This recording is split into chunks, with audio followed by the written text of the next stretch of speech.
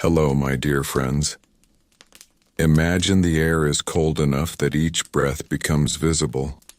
Morning has not fully arrived yet, but the sky has already begun to lighten behind a line of dark mountains.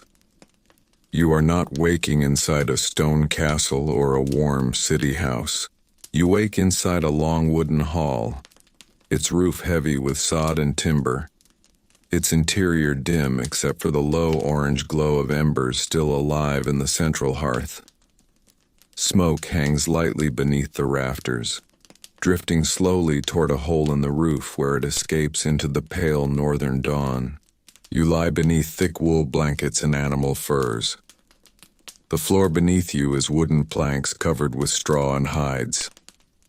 Around you others are waking too. Family members, relatives, and warriors who share this same hall. A Viking home is not quiet or private, it is communal. Every sound is heard. The shifting of boots, the crackle of the fire, the soft movement of someone stirring porridge in an iron pot. You are a Shieldmaiden. That does not mean you are fighting every day. In truth, most of your life is not battle at all. Most of your life is preparation, survival, and responsibility within a harsh northern land where the environment itself is your greatest opponent. You sit up and pull a wool dress over a linen undergarment. Clothing is layered carefully because warmth means health, and health means survival. You fasten a belt at your waist. Hanging from it are small, practical items, a knife for cutting food, rope, and tools for daily work. Every Viking carries a knife. It is not seen as a weapon. It is simply necessary for life. Before anything else, you step outside. The cold strikes immediately. Frost covers the ground. Beyond the settlement stretches a fjord, still water reflecting the pale morning sky. A few small wooden buildings stand nearby, storage huts, animal pens, and a smith's workshop. Smoke rises from several roofs. This is not a large village. Perhaps a few dozen people live here and everyone knows each other closely. Your first task is not training, it is chores. You help carry water from a nearby stream using wooden buckets. The path is uneven and icy. Balance matters more than speed. Spilling water means repeating the journey. When you return, you assist with feeding animals, goats, sheep, and perhaps a few pigs. These animals are not wealth in an abstract sense. They are survival. Their milk, meat, and wool keep the settlement alive through winter. Inside the longhouse, breakfast is simple. Thick barley porridge cooks over the fire. Sometimes dried fish or leftover stew accompanies it. Meals are filling rather than flavorful. The goal is energy. The climate demands calories constantly, especially for someone who trains for combat. After eating, the daily work continues. A Shieldmaiden is not separated from ordinary labor. You split wood for the hearth using an axe almost as tall as your arm. You repair nets used for fishing. You scrape and soften animal hides so they can become clothing or blankets. Your hands grow rough from cold water and repeated work. Strength comes not from exercise routines, but from daily necessity. Only after these tasks do you begin training. The training ground is simply an open patch of land near the settlement. There are no polished arenas, no spectators, no banners. A few wooden posts stand in the ground, marked by cuts from many practice strikes. Here you practice with shield and spear. The shield is heavy, round, and made of layered wood. At its center is an iron boss protecting your hand. You learn quickly that a shield is not just protection, it is your lifeline. Battles are not elegant duels. They are crowded pushes of bodies where survival depends on holding position. You practice raising it quickly, bracing it against impact, and striking forward with its edge. Then comes the spear. Unlike swords, which are expensive, spears are common and practical. You thrust repeatedly at a wooden post, learning distance and timing. The movements are repetitive and tiring. Your arms ache, but endurance matters more than speed. Training does not last all day. There is no luxury of single-purpose life here. Soon you return to other duties, helping repair a roof, assisting in preparing salted fish, or grinding grain using a heavy stone quern. The sound of grinding stone becomes part of daily life, a steady rhythm heard across the settlement. Afternoon brings a different kind of work. You help prepare supplies. Raids and trading voyages require planning long before ships ever leave shore. You help dry meat, pack grain, twist rope from fibers, and prepare tar used to seal boats. Even when you are not sailing, your work supports those who will. Evening approaches early in the north. The sun lowers quickly and cold returns with it. People gather again inside the longhouse. Firelight fills the room. Dinner is stew, often vegetables, grains, and whatever meat is available. Conversation is calm. Stories are told not for entertainment alone, but for memory. Tales of ancestors, past journeys, and distant lands. Weapons rest along the walls, shields hung in rows, spears leaning upright, axes placed within reach. They are part of life, but not constantly used. Most days pass without violence. Most days are labor and endurance. You sit near the fire, repairing a strap on your shield. Leather must remain strong because in battle equipment failure is dangerous. Others mend clothing or carve wood. Children listen to elders speaking of voyages across the sea. Outside, wind moves across the fjord. Inside, warmth and shared presence create comfort. This is your real daily life. Not constant battle, not constant glory, but survival. Work, training, and community in a land where strength means more than fighting. It means endurance, preparation, and readiness for a day that may come, even if most days remain quiet. The next morning does not feel very different from the one before it. In the north, routine is safety, and safety depends on repetition. You wake again before sunrise, the longhouse still dim, the embers of the hearth glowing quietly while most of the settlement sleeps. The air inside is warmer than outside, yet still cold enough that you keep your cloak close around your shoulders as you stand and stretch stiff muscles. Training and labor from the previous day remain in your arms and back, but there is no choice except to move. Life here does not pause for soreness. You begin the day by tending the fire. A Shieldmaiden is not above this task. You kneel near the hearth, push together the coals, and add small pieces of split wood so the flames slowly return.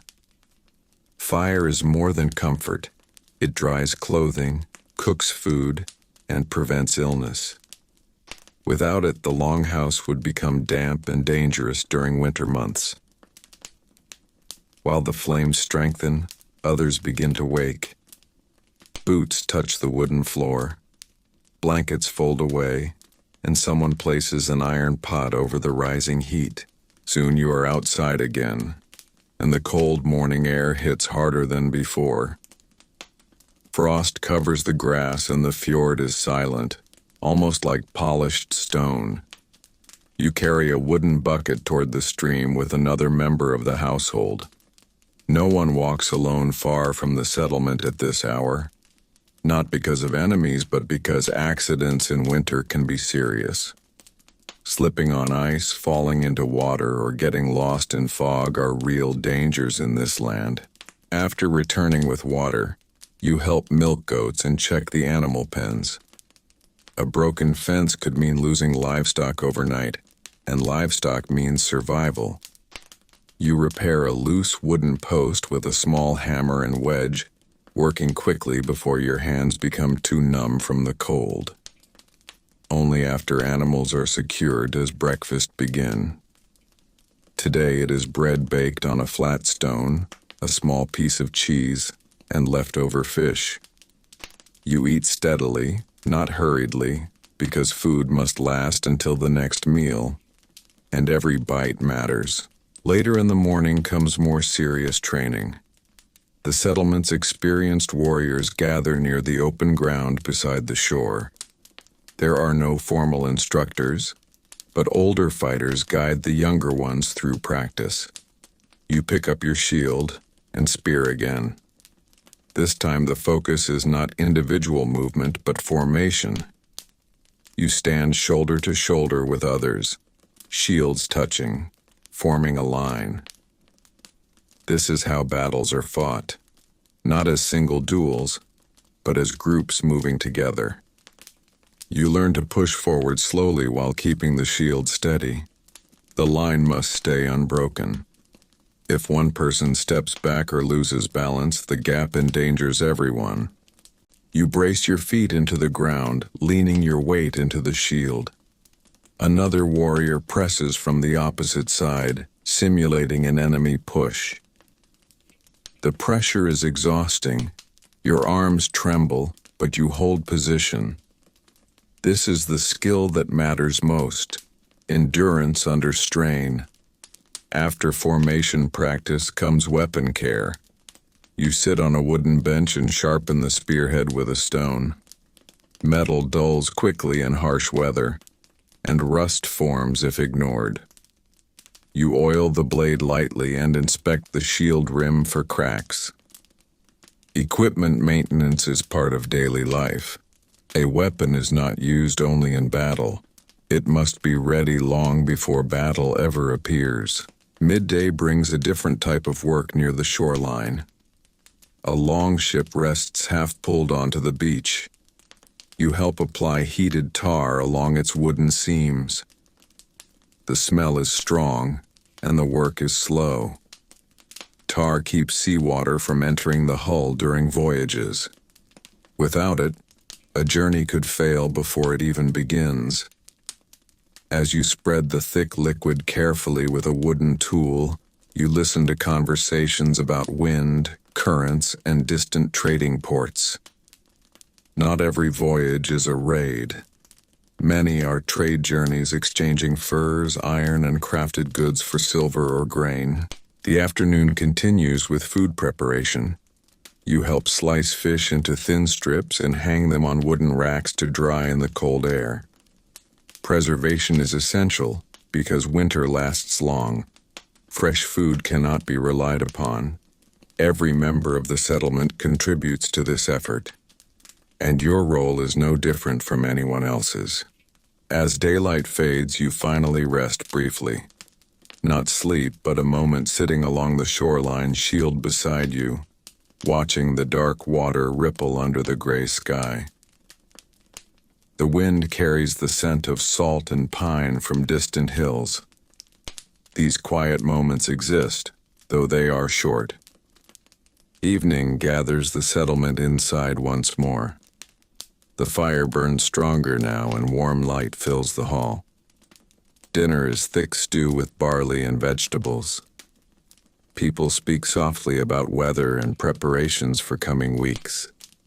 Some carve wood, others repair tools. You continue mending a leather strap on your shield, pulling sinew thread tightly so it will hold. Children move near the fire, listening to older warriors describe storms at sea and lands beyond the horizon. You do not interrupt. Stories are part of teaching. They explain both danger and courage without direct instruction. Night deepens outside. The fjord disappears into darkness and only wind remains. You lie down again on furs near the wall, shield resting within reach. Not because you expect attack tonight, but because readiness is habit. Tomorrow will repeat much the same. Work, training, preparation, and shared life within the longhouse. This is how your days truly pass as a Viking Shieldmaiden. Not constant fighting, but constant readiness, shaped by labor, community, and the unforgiving northern world that requires strength every single day. The next days follow a rhythm that feels almost carved into the land itself. You no longer wake because someone calls you. Your body has learned the hours. Before dawn, while the sky is still dark blue and the stars are fading, you open your eyes to the faint glow of the hearth. The fire has burned low again during the night, and the longhouse is quiet except for slow breathing and the occasional crack of cooling wood. You rise carefully so you do not step on anyone sleeping nearby. Space inside the hall is shared, and everyone learns to move without noise. You place another log into the embers and kneel, blowing gently until a thin flame appears and grows. The warmth slowly spreads across the room. This simple action begins almost every day of your life. Without fire, nothing else happens. Soon the hall fills with quiet movement. A woman grinds grain using a heavy circular stone. The slow turning sound steady and familiar. Someone else brings dried wood from the stack outside. You pull on your boots and cloak and step into the cold morning air. A pale line of light rests along the horizon and the fjord lies calm, reflecting the first colors of dawn. Today you are sent farther from the settlement into the nearby forest. Not for battle, for gathering. Several members of the household go together carrying ropes and axes. The forest provides building timber, firewood, and materials for tools. You walk carefully over uneven ground, frost crunching beneath your boots. The journey is not fast. You must conserve energy, because you will carry heavy wood back. Inside the trees the wind quiets and the air smells of pine. You help cut smaller trunks and branches. The axe swings repeatedly, each strike measured so the blade does not stick deep into the wood. Strength matters, but control matters more. After enough cuts, the tree leans and falls and you begin stripping branches away. Your hands grow numb from the cold, yet the work continues until ropes bind the logs for dragging back toward the settlement. By the time you return, the sun has risen higher. Breakfast is late today. Thick oat porridge and smoked meat. You eat sitting on a wooden bench while listening to plans for the coming week. A group will soon travel by ship, and supplies must be finished before departure. Even those not sailing contribute to preparation. Mid-morning is dedicated to shield training again, but this time it takes a different form. Instead of formation pushing, you practice reaction. Another warrior lightly strikes your shield with a wooden practice sword, testing your timing. You must lift the shield at the right moment, not too early and not too late. The impact jars your arm each time.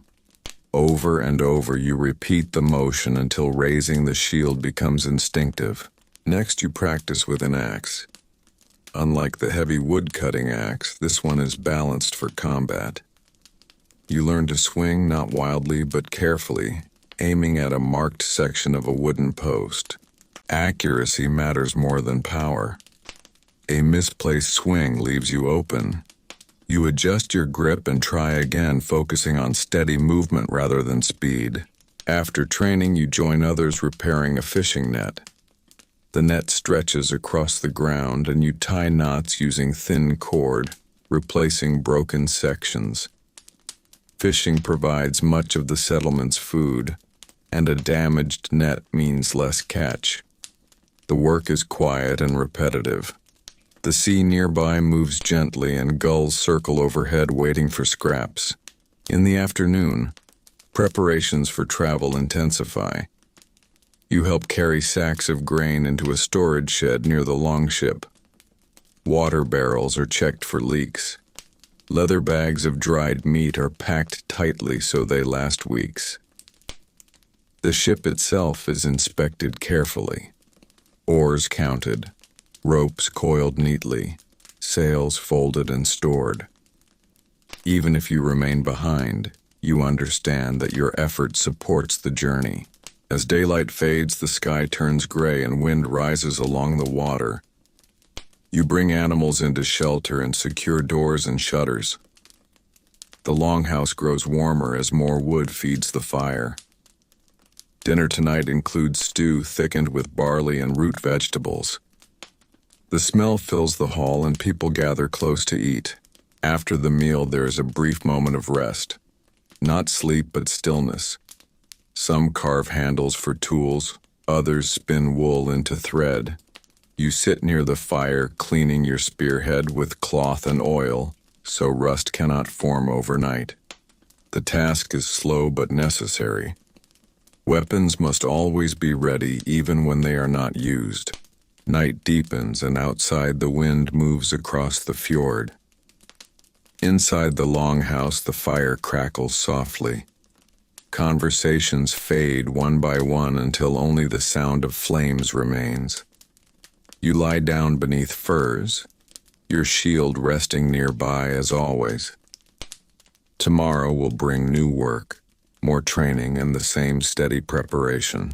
This is your true life, shaped not by single battles but by daily effort, cooperation, and readiness in a place where survival depends on every person doing their part. The weather changes quickly in the north, and one morning you wake to a different sound. Not quiet wind, not the slow breathing of sleepers, but rain striking the roof of the longhouse. It falls steadily against the sod covering, a deep, muffled drumming that fills the hall even before your eyes open. The air feels colder, damp creeping into the wooden walls and floor. On days like this, the outside world becomes harsher, and indoor work takes priority.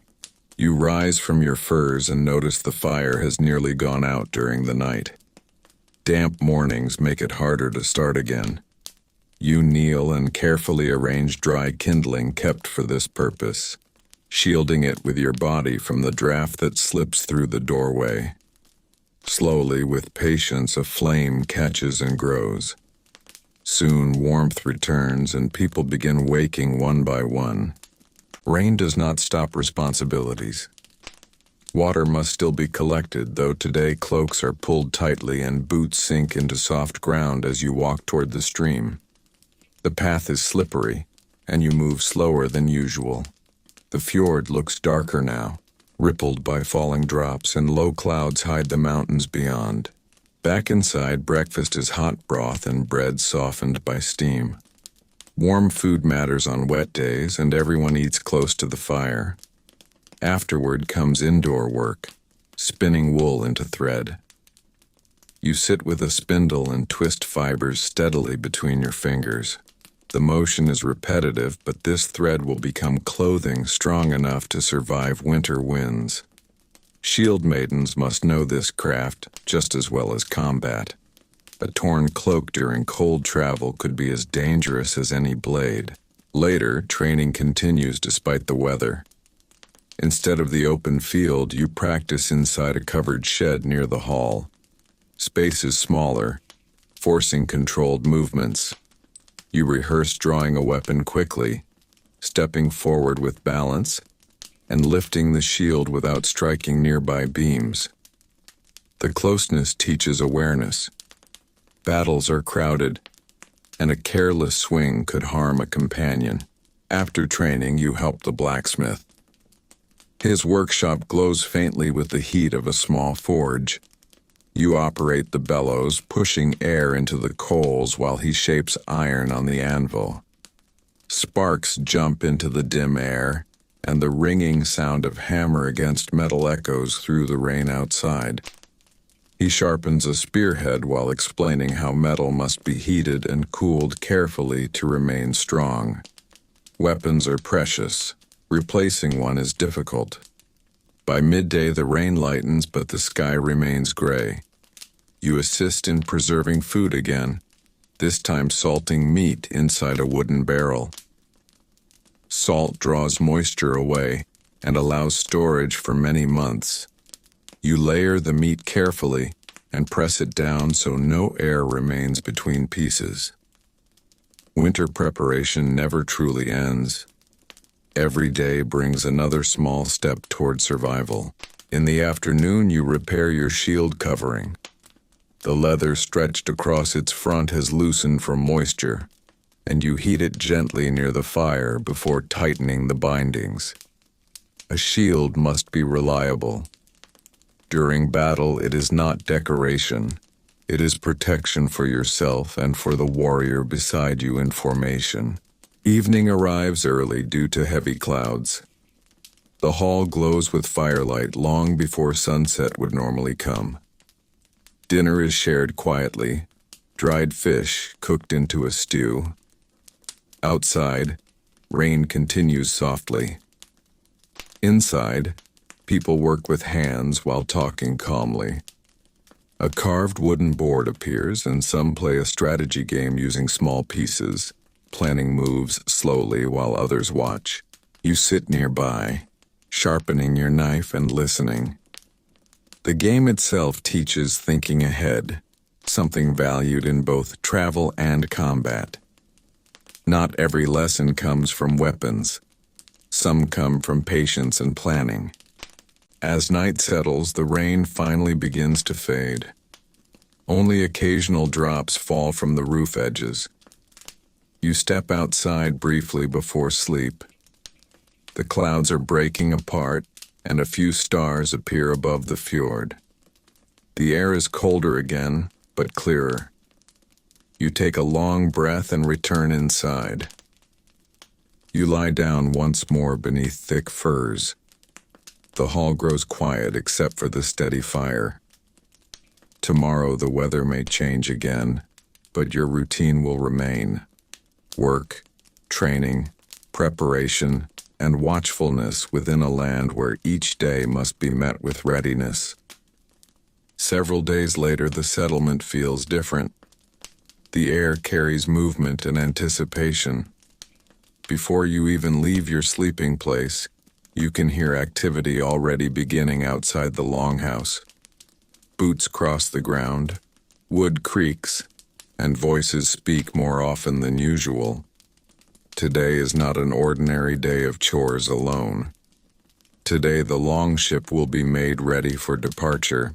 You rise quickly, fastening your cloak and stepping into the early gray morning.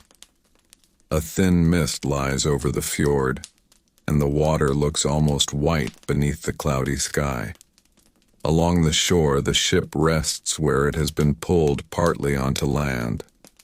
Around it, people move steadily, not rushing but working with clear purpose. Ropes are being checked, oars carried from storage, and the folded sail laid out to be inspected. Your role begins with supplies. You and several others carry bundles of dried fish, sacks of grain, and leather bags filled with preserved meat. Each item must be placed carefully inside the hull, so weight remains balanced. A poorly balanced ship moves badly in waves, and the sea here can turn rough without warning. You step onto the wooden planks inside the longship, feeling its narrow shape beneath your feet. It rocks slightly even while resting on the shore. After the food comes water. Heavy barrels are rolled down toward the ship and lifted with effort into place. You help steady them so they do not shift. Water is the most important cargo. A voyage without enough of it cannot continue far, no matter how strong the crew may be. Once supplies are arranged, attention turns to equipment. Shields are hung along the ship's sides. You lift yours and secure it beside others, each overlapping slightly. The row of round shields forms both decoration and protection against waves. Spears and axes are stacked within reach. Nothing is placed randomly. Every item has a known position so it can be found quickly if needed. Before departure, there is one more duty: practice rowing.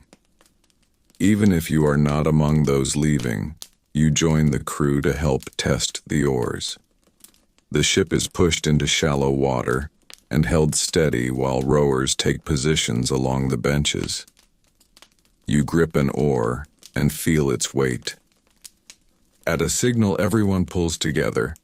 The oars enter the water at the same moment. The movement must be unified. If one person rows early or late, the ship loses rhythm. You repeat the motion again and again. The steady splash and pull create a deep, regular sound across the fjord. Your arms tire quickly, but the lesson is important. Travel by sea depends more on coordination than strength. Even the strongest rower cannot move the ship alone. After the test, the longship is brought back onto shore. The crew will leave soon, but final preparations continue through the afternoon. You help mend a torn section of sailcloth using thick thread. The cloth is heavy and coarse beneath your fingers. A weak sail could tear during strong wind, leaving the ship unable to move effectively. Later, you prepare your own equipment even though you remain behind. Your shield strap is tightened again, your spear inspected, and your knife sharpened. Training continues even on travel days because danger does not announce itself in advance. Raids and defense alike require readiness at any time. As evening approaches, the settlement gathers near the shoreline. There is no loud celebration, only quiet conversation and shared food before departure. A simple meal is eaten outdoors. People speak calmly, offering advice and reminders to those sailing. Journeys are common in this world, yet they are never taken lightly. The sea is respected. The sun lowers slowly, and finally the moment comes. The ship is pushed into deeper water. Crew members climb aboard, taking their positions along the benches. The sail is raised part way, catching a faint wind. Oars dip into the water once more, and the ship begins to move across the fjord. You stand among the others watching. No one waves wildly or shouts. The ship grows smaller, gliding toward the distant opening between mountains. Soon it becomes a dark shape against the water, then only a line, and finally disappears beyond the horizon. Night falls gently afterward. The settlement feels quieter. Fewer voices within the longhouse, fewer footsteps outside. Yet the routine remains. Animals still need care, tools still need repair, and training continues the next morning. You return to the hall, hang your cloak, and sit near the fire. You begin oiling your shield once more, preserving the wood from dampness. The flames flicker across its surface, reflecting faintly. Life as a Shieldmaiden is not defined only by battle or voyages. It is defined by preparation for both, even on days when neither occurs. Readiness fills the empty spaces left by those who have sailed, and tomorrow will again bring work, training, and quiet endurance beside the fjord. After the longship disappears beyond the fjord, the settlement settles into a quieter rhythm. Fewer voices echo outside the longhouse, and fewer footsteps cross the yard in the early mornings. Yet for those who remain, daily life does not grow easier. In some ways it grows heavier because the same work must now be done by fewer hands. You wake before dawn again, the hall dim except for the steady glow of the hearth. Without the travelers, the sleeping space feels wider and more still. You rise and kneel beside the fire, feeding it dry wood. The sound of crackling flames fills the silence. Outside, the sky is pale gray, and a cold wind moves down from the hills. Today your first task is guarding the livestock while they graze beyond the settlement's immediate fences. Not because of human enemies, but because wild animals roam the forests nearby. You carry your spear and shield, not in expectation of battle, but as a tool of protection. A wolf pack rarely approaches a group of people, yet caution is part of survival. You walk slowly along the edge of the grazing ground, watching the tree line. Frost still covers the grass, and your breath rises in white clouds. Hours pass quietly. The animals feed while you remain alert, scanning movement in the distance. Nothing happens, yet the watch itself is necessary. Many days in this life are spent preventing danger rather than meeting it. By mid-morning, you return the animals safely and begin wood preparation. Winter stores must grow steadily even outside winter months. You split logs with measured strikes, stacking them beneath a sheltering roof so they stay dry. Each piece placed in order ensures warmth later in the year. Your shoulders ache, but the rhythm of work keeps you steady. After a brief meal of bread and cheese, training resumes near the shoreline. Today the focus is stamina. You run across uneven ground carrying your shield, then stop to lift it repeatedly, simulating the strain of holding position in a long confrontation. There are no cheers or competition, only repetition. The purpose is endurance, because a fight may last longer than strength alone. Later, you practice throwing a spear at a marked target, a wooden board set into the earth. You step forward, release, and retrieve it again and again. Accuracy improves slowly. You learn to judge distance not by sight alone, but by the feel of movement in your body. The lesson is patience. Afternoon brings domestic duties once more. You help grind grain using the heavy stone quern. The slow circular motion requires effort, but produces the flour needed for daily bread. Nearby, another person prepares vegetable soup over the hearth. The smell of cooking fills the hall and mixes with smoke rising through the roof opening. Before evening, you inspect the outer fence of the settlement with another household member. A loose plank or damaged gate could allow animals to wander or invite predators closer. You carry tools and repair a weakened section, securing it tightly. These small tasks rarely appear in heroic stories, yet they are the foundation of safety. As the sun lowers, you walk briefly toward a nearby rise overlooking the fjord. The water is darker now under gathering clouds. You watch quietly, not expecting the ship to return yet, but measuring the horizon out of habit. Those who remain often do this not from worry alone, but from connection. The sea is part of everyone's life here, whether sailing or waiting. Evening comes and the longhouse glows warmly. Dinner is simple stew thickened with grains. After eating, you sit near the fire and repair a worn strap on your belt. Tools, clothing, and equipment must last long because replacing them requires time and resources. Night deepens slowly. Outside, the wind rises, brushing along the walls, but inside the hall, the warmth holds steady. You lie down again beneath furs, your shield resting beside you as always. The day has passed without conflict, yet it has been full. Watchfulness, labor, training, and preparation filling each hour. This is the quiet truth of your life as a Viking Shieldmaiden. Most days are not marked by battles, but by constant readiness, guarding both people and the fragile stability of the settlement against the harsh northern world. Weeks pass after the ship's departure, and the settlement slowly adapts to the quieter life of waiting. The days grow slightly shorter, and the air carries a sharper edge. You notice it first in the mornings. When you step outside at dawn, Frost now covers not just the grass but the wooden roofs and the edges of the shoreline stones. Each breath feels colder in your chest, and the fjord releases thin strands of mist rising from its surface. Your routine remains steady.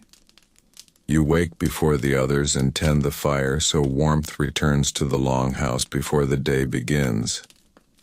Then comes water gathering again, but now the stream moves slower and thin ice forms along its edges. You break it carefully with a stick before filling your bucket. This task requires patience because falling into freezing water could quickly become dangerous. After feeding animals and securing the pens, you help prepare heavier clothing. Winter approaches and everyone works to strengthen garments. You sit beside the fire stitching patches onto a wool cloak, reinforcing the seams so they do not split in cold wind. You rub animal fat into leather boots to keep moisture out. These small actions will matter greatly in the coming months. Training continues even as the weather cools. Today you practice defensive movement. Another warrior approaches slowly, tapping your shield with a wooden weapon, forcing you to step backward while maintaining balance. You learn not to trip over uneven ground, not to turn sideways, and never to lower the shield. The lesson is not aggression but steadiness. Surviving a clash often depends on keeping footing rather than striking first. Later you join others gathering stored food from outdoor racks. Dried fish and meat are moved into a covered storage shed where they remain protected from snow and animals. You stack bundles carefully and check each one for spoilage. Food preservation requires constant attention. One mistake could mean shortages later. By midday, the sky turns clear and bright, but the air stays cold. You walk to the shoreline carrying a coil of rope. Several fishing lines have tangled during previous use, and you sit on a flat rock carefully separating and retying them. The quiet lapping of water against the shore fills the afternoon.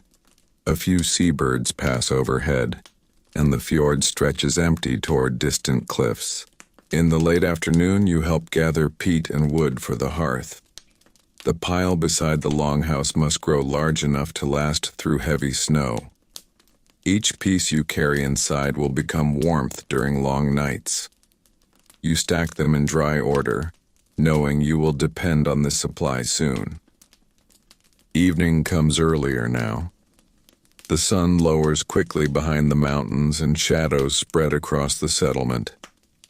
Inside the hall, the fire burns brighter than before, and everyone sits closer together.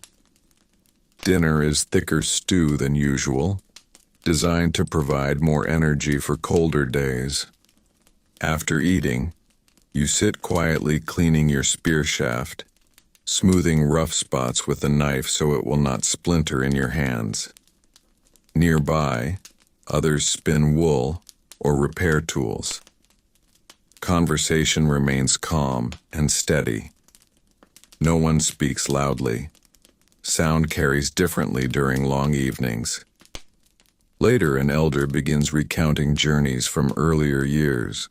Not battles, but travel routes, storms survived, and safe harbors along distant coasts. You listen carefully. These stories serve as memory and instruction, preparing everyone for times when travel resumes again. When night deepens, you step outside briefly. The sky is clear and stars shine sharply above the fjord. The cold is stronger now, and you pull your cloak tighter before returning indoors. You lie down beside the wall, shield still within reach, the warmth of the hearth nearby. The day ends as many others have, not with dramatic events, but with steady work and quiet preparation. Life as a Shieldmaiden is measured not in battles fought, but in days endured, where survival depends on discipline, community, and readiness for whatever season arrives next. The cold settles deeper now, not as a sudden storm, but as a steady tightening of the world around you. Each morning when you wake, the air inside the longhouse feels heavier, the warmth from the hearth more precious. Outside, the fjord no longer moves as freely. Thin sheets of ice gather along its edges, breaking softly when small waves press against them.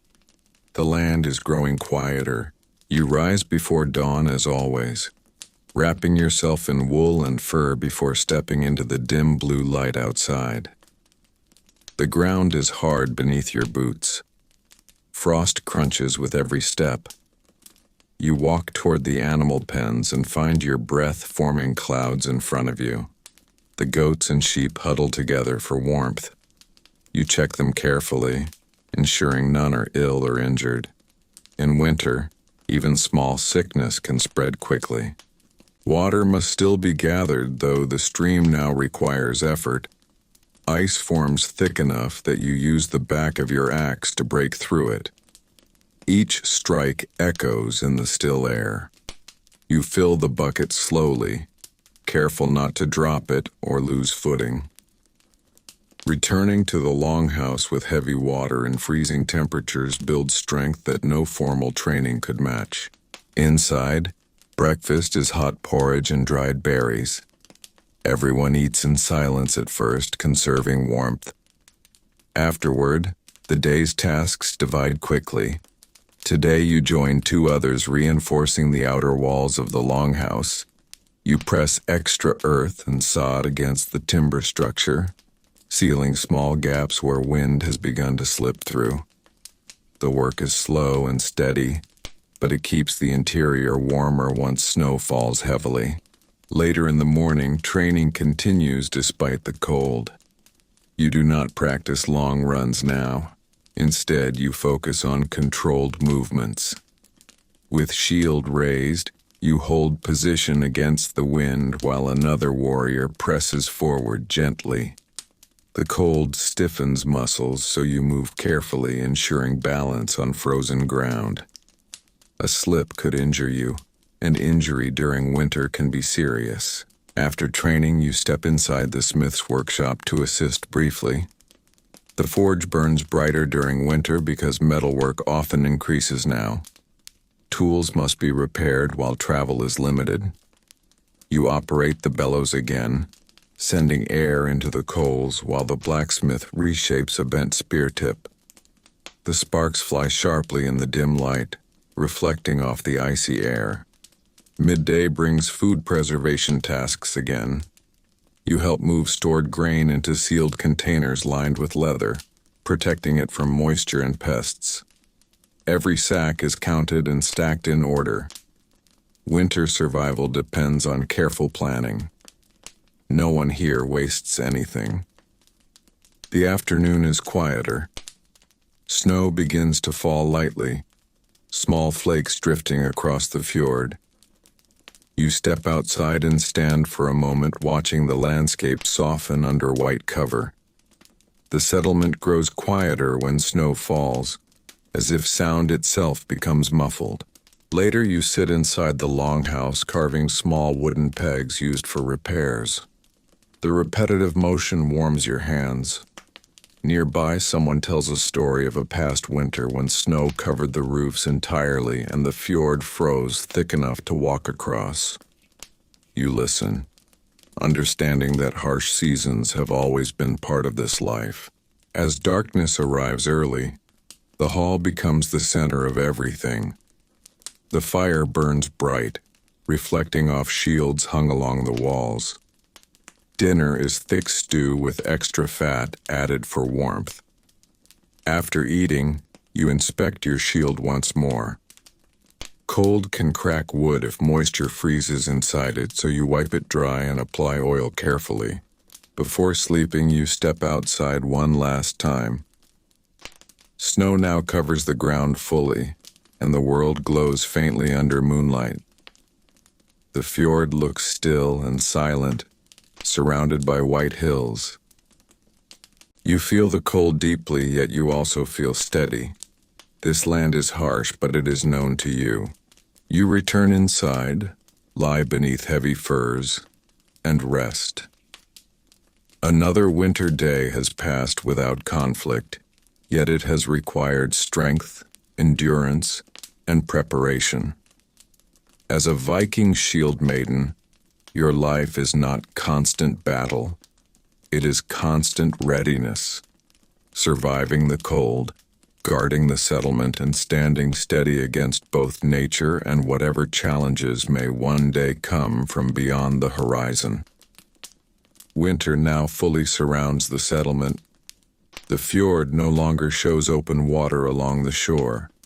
Instead, a pale sheet of ice stretches outward from the land, broken only farther away where deeper currents still move.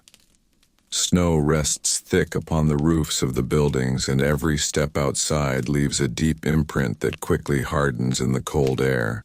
You wake to silence. Not the quiet of night, but a different stillness that winter brings. Sounds do not travel far in heavy snow, and even the wind seems softer. Inside the longhouse, the fire burns constantly now. Someone always tends it through the night so warmth never fully fades. You rise slowly, stretching stiff muscles made tight by cold air. Your first task is clearing the entrance. Snow has drifted against the doorway overnight. You push it aside using a wooden shovel, forming a narrow path outside. The sky above is pale and dim, the sun hidden behind low winter clouds. Breath turns instantly to frost around your face. Water is no longer carried from the stream each morning. Instead, you collect snow in a large wooden container and melt it inside near the hearth. The process takes time, and you must ensure ashes do not fall into it. Clean water now depends on patience and careful handling of heat. After breakfast, you help check the storage supplies.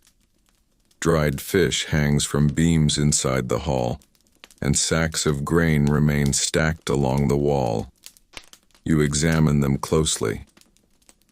Winter is the season of counting food, counting fuel, counting days.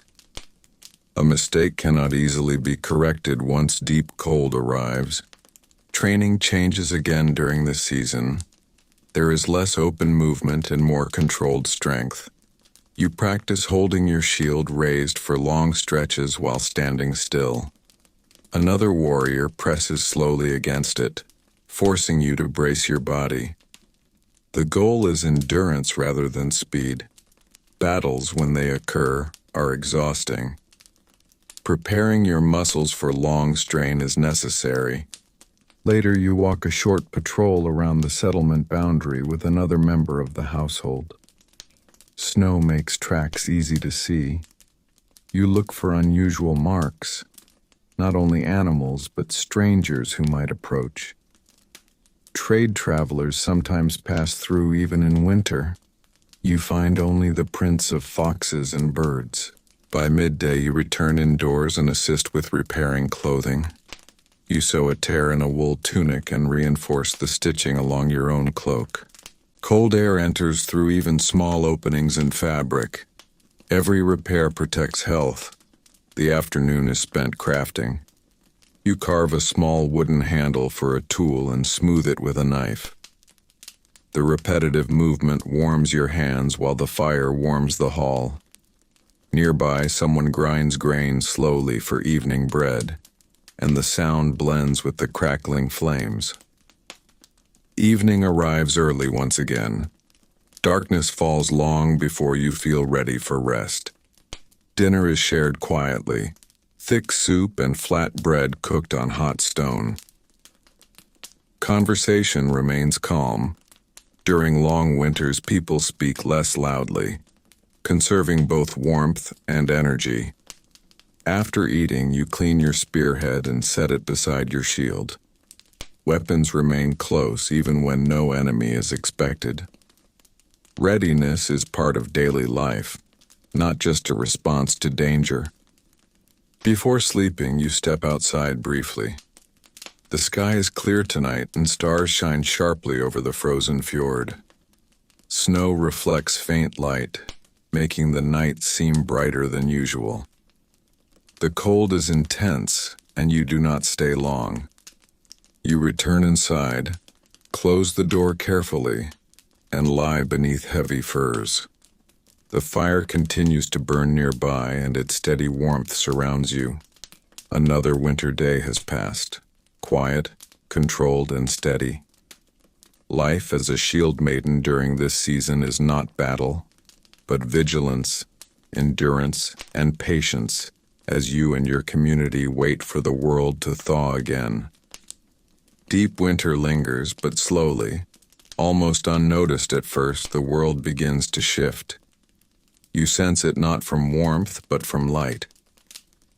One morning you wake and notice the darkness outside the longhouse is thinner than before. Dawn arrives a little earlier. The sky carries a faint gray glow even before you rise to feed the fire.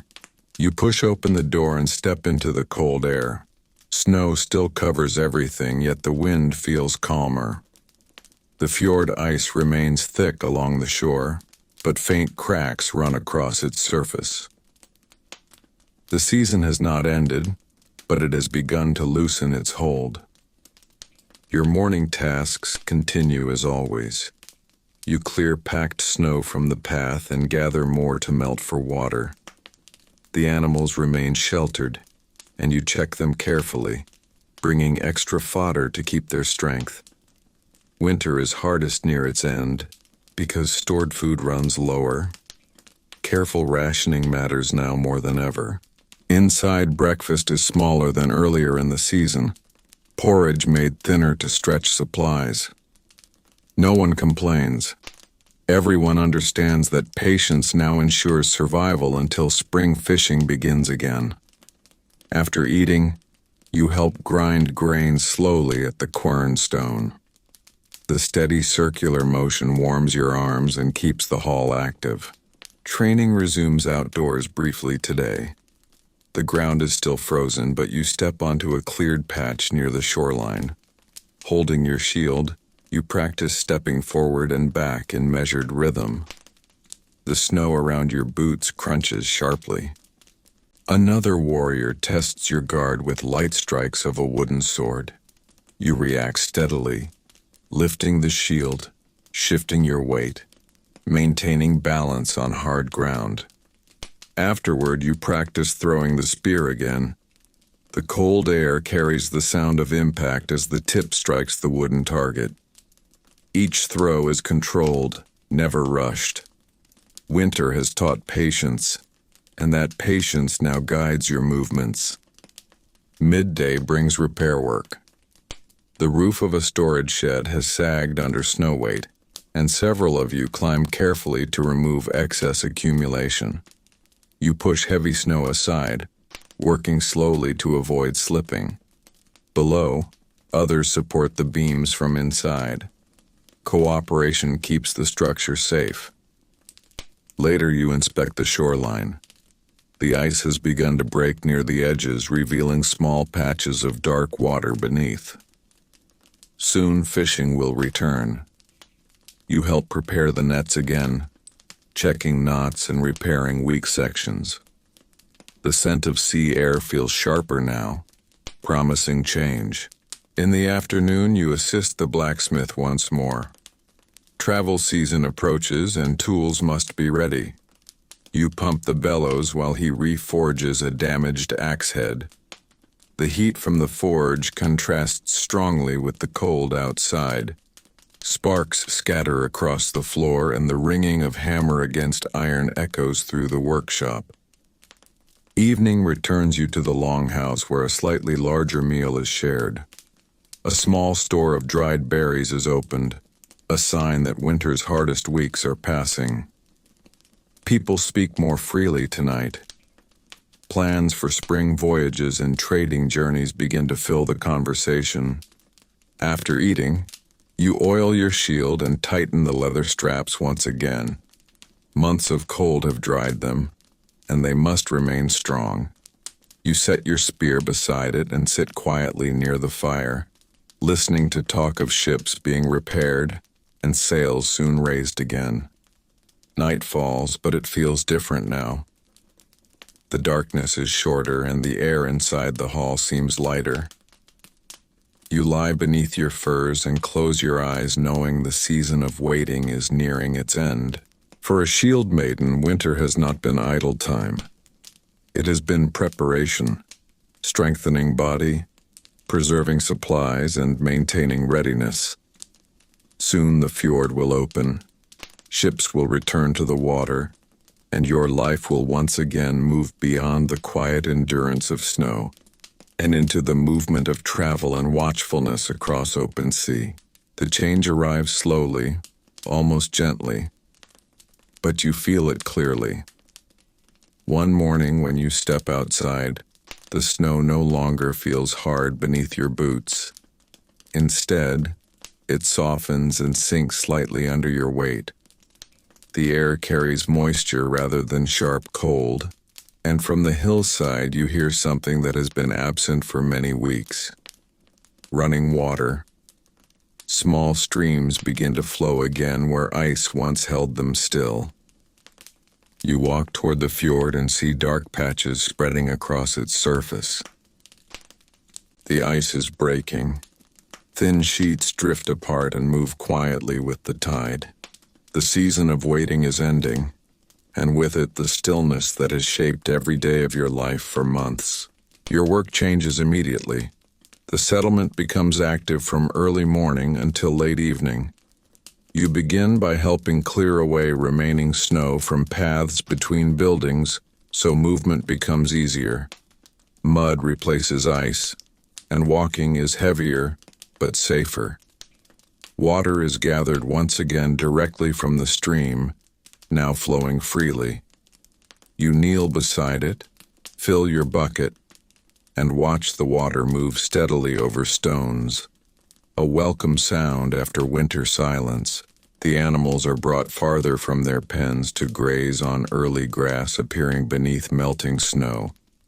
You walk beside them carrying your spear, not for battle, but to guide and protect. The hillsides reveal patches of green, and the goats move eagerly across them. Spring food for animals means stronger milk and more resources for the settlement. After morning tasks, you join others at the shoreline where the longship has been uncovered. During winter, it rested beneath protective coverings. Now these are removed and the ship is pulled fully into the open. You run your hand along its wooden side. The hull must be checked for damage. You and several others apply fresh tar along the seams, heating it carefully and spreading it evenly. The smell is strong, but familiar. Each section you seal ensures the ship will not leak when it returns to the sea. Training also returns to longer movement. You practice running along the shore carrying shield and spear. The ground is uneven and wet, forcing you to balance carefully. Another warrior joins you, and together you rehearse formation steps again. Forward push, steady hold, controlled retreat. Your muscles respond more easily now after months of conditioning during winter. Later, you help repair oars stored inside a shed. Some have cracked slightly from dryness. You sand the wood smooth and wrap sections with new bindings to strengthen them. Every oar must function perfectly. At sea, one broken oar disrupts the rhythm of the entire crew. Midday meals grow larger as fresh fish becomes available again. You assist with hauling nets cast into the newly opened water. The first catches are small but important. You clean fish beside the shore, wash them, and hang them for drying or cooking. The activity brings life back to the settlement. Voices sound brighter and laughter returns quietly among the workers. In the afternoon, you prepare your personal equipment. You polish the iron boss at the center of your shield and reinforce its grip. You check your spear shaft for warping and smooth it carefully. Your knife is sharpened against a whetstone until its edge is clean and even. None of this is rushed. Readiness comes from attention to detail. Evening finds the longhouse lively again. Plans for travel and trade fill conversation. Some speak of nearby settlements to visit, others of longer voyages across open sea. You listen calmly while repairing a leather strap on your belt. Your life will soon change from waiting to movement, yet the same discipline remains. After the meal, you step outside one last time before sleep. The fjord now shows wide open water reflecting the evening sky. A light wind moves across its surface, carrying the scent of salt and distant shorelines. You stand quietly, shield resting beside you, knowing that soon ships will move across that water once more. You return inside and lie beneath your furs. The fire burns steadily, but the hall feels less confined than during winter. Spring has brought motion back to the world, and with it your role as a Shieldmaiden will extend beyond guarding the settlement into journeys, watchfulness, and readiness wherever the ship may carry you. Spring strengthens quickly now, and with each passing day the settlement grows louder and more active. The fjord no longer carries floating ice, only steady water moving under a pale sky. You wake to the sound of gulls calling overhead and the creak of ropes being pulled near the shoreline. Even before you leave the longhouse, you know preparations for travel have begun in earnest. You rise and step outside into cool but gentle air. The ground is wet from melting snow and grass shows through in wide patches. Your first duty is still simple: tending the animals, checking fences, and carrying water. Yet everything feels different because movement has returned to the world. Smoke rises from every roof and people walk constantly between buildings carrying tools, sacks, and timber. After breakfast, you go directly to the longship. The hull has been pulled fully into shallow water and the crew works along both sides. You join them, applying another layer of tar along the seams. The surface of the wood must be sealed completely.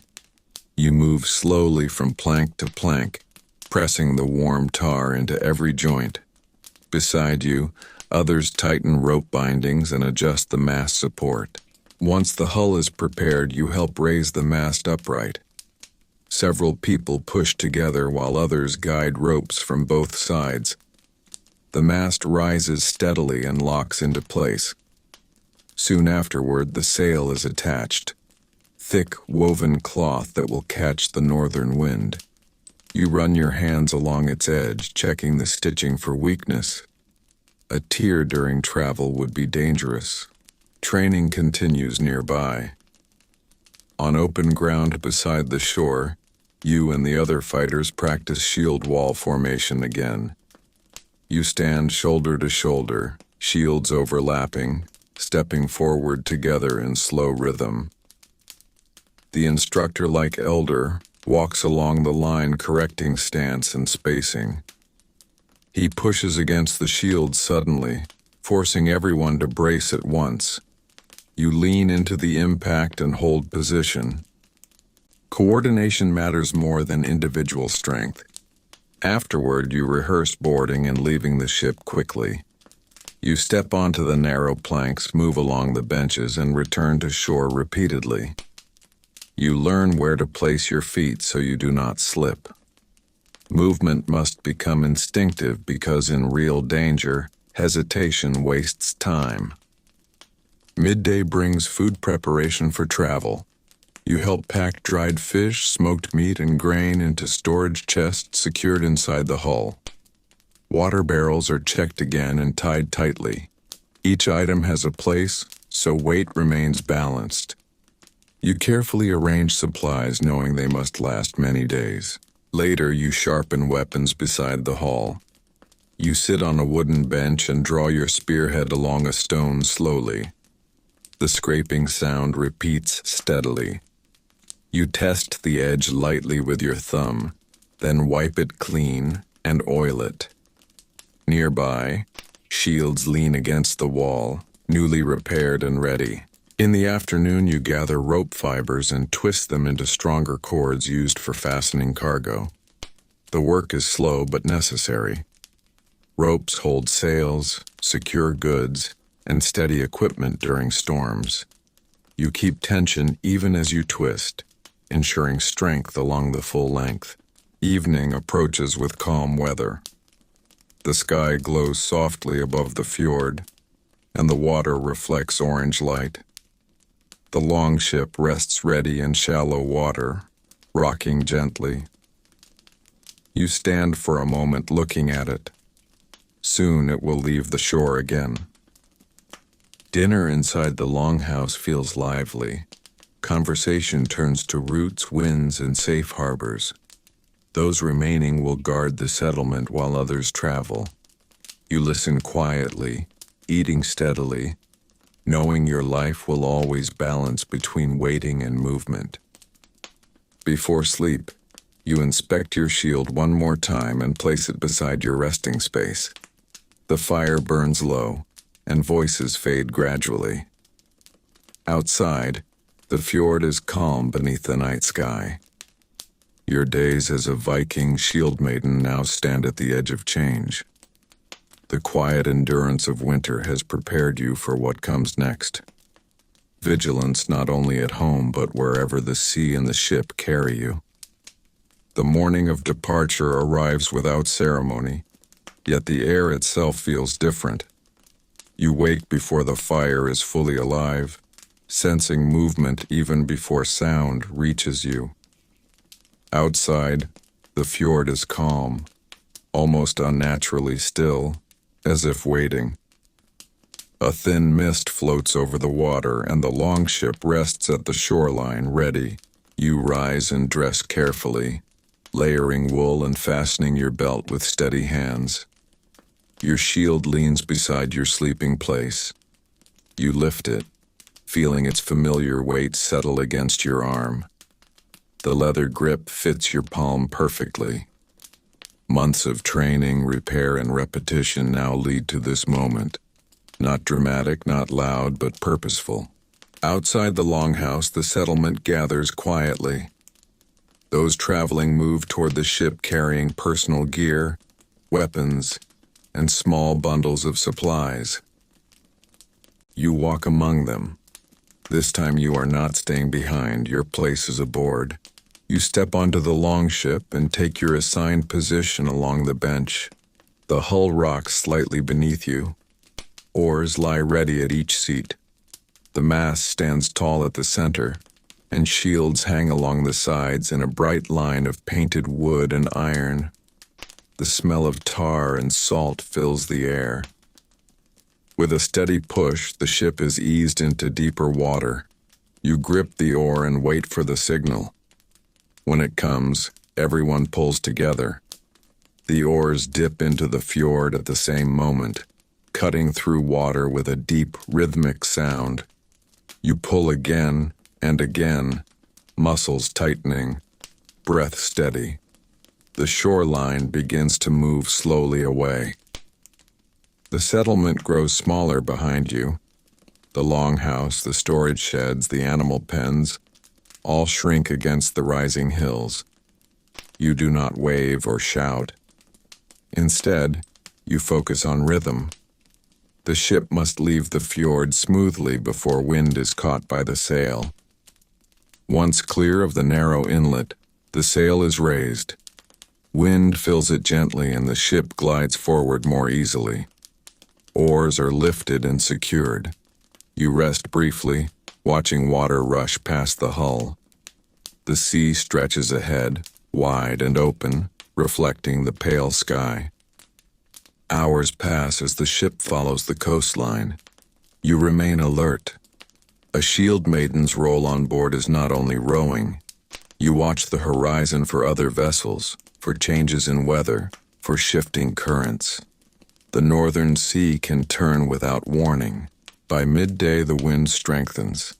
The sail pulls firmly and the ship leans slightly into the breeze.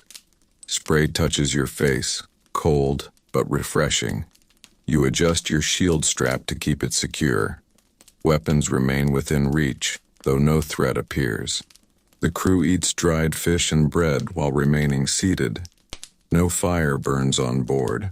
Food is simple and practical. You chew steadily, eyes scanning the horizon even while resting. Discipline does not fade at sea. In the afternoon, dark clouds gather far ahead. The water changes color, turning deeper gray. The leader gives quiet instructions. The sail is adjusted to match shifting wind. Ropes are tightened. You help secure loose cargo, checking that barrels and chests cannot move. The first strong gust strikes the ship. It rocks sharply but holds steady. You brace your feet and grip the side rail. Another gust follows, stronger than the first. The sea grows rougher, waves rising higher and striking against the hull. Spray soaks your cloak. There is no panic. Everyone moves with practiced calm. Oars are lowered briefly to stabilize the ship, then raised again as wind steadies. The storm is not full, only passing, yet it demands attention. You remain focused, shield beside you, ready if the unexpected appears. After some time, the clouds begin to break. Light returns gradually and the sea calms once more. The crew relaxes slightly, though watchfulness remains. You look back toward the distant coastline and forward toward open water. This is where your life extends beyond the settlement. Not constant battle, but constant awareness. As evening approaches, the ship turns toward a small sheltered inlet where it will anchor for the night. The oars dip again in steady rhythm until the hull glides into calmer waters. Anchors are lowered carefully, ropes secured tightly. You step onto unfamiliar shore as the sun lowers. The land smells different, earth and pine mixed with salt. A small fire is built using driftwood. Dinner is eaten quietly while weapons rest close by. Night falls over the sea. Stars appear above the dark water. You sit beside the fire with your shield leaning at your side, listening to waves move gently along the shore. Your life as a Viking Shieldmaiden now stretches beyond the fjord of your home. Each day brings work, vigilance, and readiness. Not always battle, but always strength. The sea is wide, the world larger than your settlement, and you stand prepared to meet whatever lies beyond the next horizon. Morning arrives slowly on this unfamiliar shore.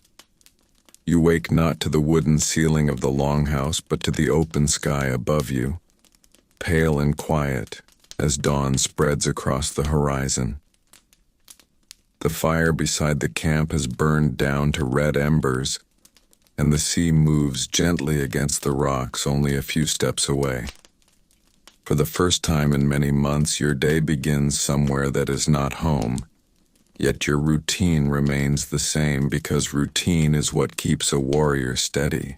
You stand and stretch stiff limbs after sleeping on layered cloaks and furs. The air smells of salt and damp earth. Around you, the others rise as well, speaking quietly while checking the ship anchored in the inlet. Before anything else, you walk to the water's edge and wash your face with cold seawater. It wakes you instantly. You then inspect your shield, wiping away moisture gathered overnight so the wood does not swell or crack. Equipment care is the first habit of every morning, whether in settlement or wilderness. Soon the camp becomes active. Some gather driftwood for a fresh fire, while others fetch water from a nearby stream running down from the hills. You join them, carrying a wooden bucket along a narrow path through grass and low shrubs. The land here is unfamiliar, so you stay alert. Every movement matters when away from known territory. You listen for unusual sounds and watch the tree line carefully before filling the bucket and returning to shore. Breakfast is simple. Dried fish softened over a small flame and coarse bread from yesterday's stores. You eat sitting on a rock facing the sea. The ship rests in shallow water, rocking slightly with the tide. Even while eating, your eyes move across the horizon. At sea or on land, watchfulness never leaves you. After the meal, work begins immediately. The leader orders a survey of the surrounding area. You walk with two others along the coastline, shields slung across your backs and spears carried upright. The ground is uneven and scattered with stones. You move steadily, observing signs of recent activity. Footprints, broken branches, smoke in the distance. You find none. Only seabirds circle overhead, and waves move slowly across the shore. Returning to camp, you assist in checking the ship again. Ropes are tightened, oars counted, and the sail inspected for damage from yesterday's wind. You climb briefly onto the hull and run your hand along the seams where tar was applied earlier. Everything holds firm. The ship remains your true protection in unknown lands. Training does not stop during travel. In an open patch of ground beyond the shore, you practice with shield and spear. Another warrior steps forward to test your defense, pushing against your shield while you brace your stance in sand that shifts beneath your boots. The difficulty teaches balance. Land and sea both require adjustment, and you learn to move carefully without losing stability. Midday passes with gathering tasks. You collect edible plants growing near the hillside and bring them back for cooking. Others prepare fish caught using a line cast from the shore. The meal is small but fresh, a welcome change from preserved food carried on the ship. You eat slowly, conserving supplies while enjoying the brief comfort of warm food outdoors. Afternoon is spent repairing equipment. You sit near the campfire, scraping rust from a small metal buckle and oiling the leather strap attached to it. Nearby, someone mends a torn cloak while another shapes a new wooden peg for the ship. Everyone works because everyone depends on readiness. Idleness has no place here. As the sun lowers, the sea reflects gold and orange light across the water. You stand again near the shoreline, shield resting beside your leg. The quiet is deeper here than in the settlement. No animal pens, no steady sounds of daily chores, only wind and water. Yet you remain calm. The discipline learned through many seasons keeps your thoughts steady. Evening brings another simple meal and a watch rotation. You take one of the early watches, standing near the anchored ship while others sleep. The sky darkens and stars appear one by one. The tide shifts slowly, moving the vessel slightly against its rope. You listen carefully to every sound: the water, the wind, the distant call of birds. Most nights pass peacefully, yet your duty is to remain alert regardless. When your watch ends, you lie down again beside the fading fire. The ground is firm beneath your cloak, the sea steady in the background. Tomorrow the journey will continue along unknown coasts, and your role remains the same: to observe, prepare, and stand ready, not for glory, but for safety. Your life as a Viking Shieldmaiden is not made of endless battles. It is made of careful mornings, watchful afternoons, and quiet nights wherever the ship carries you. Strength here is patience, awareness, and endurance across every day lived beneath open sky and moving sea. At first light, the camp begins to stir again, and the sound that wakes you is the tide pulling gently against the hull of the ship. The air is colder than the previous evening, carrying a sharp wind from the open sea. You rise, brushing sand and dry grass from your cloak.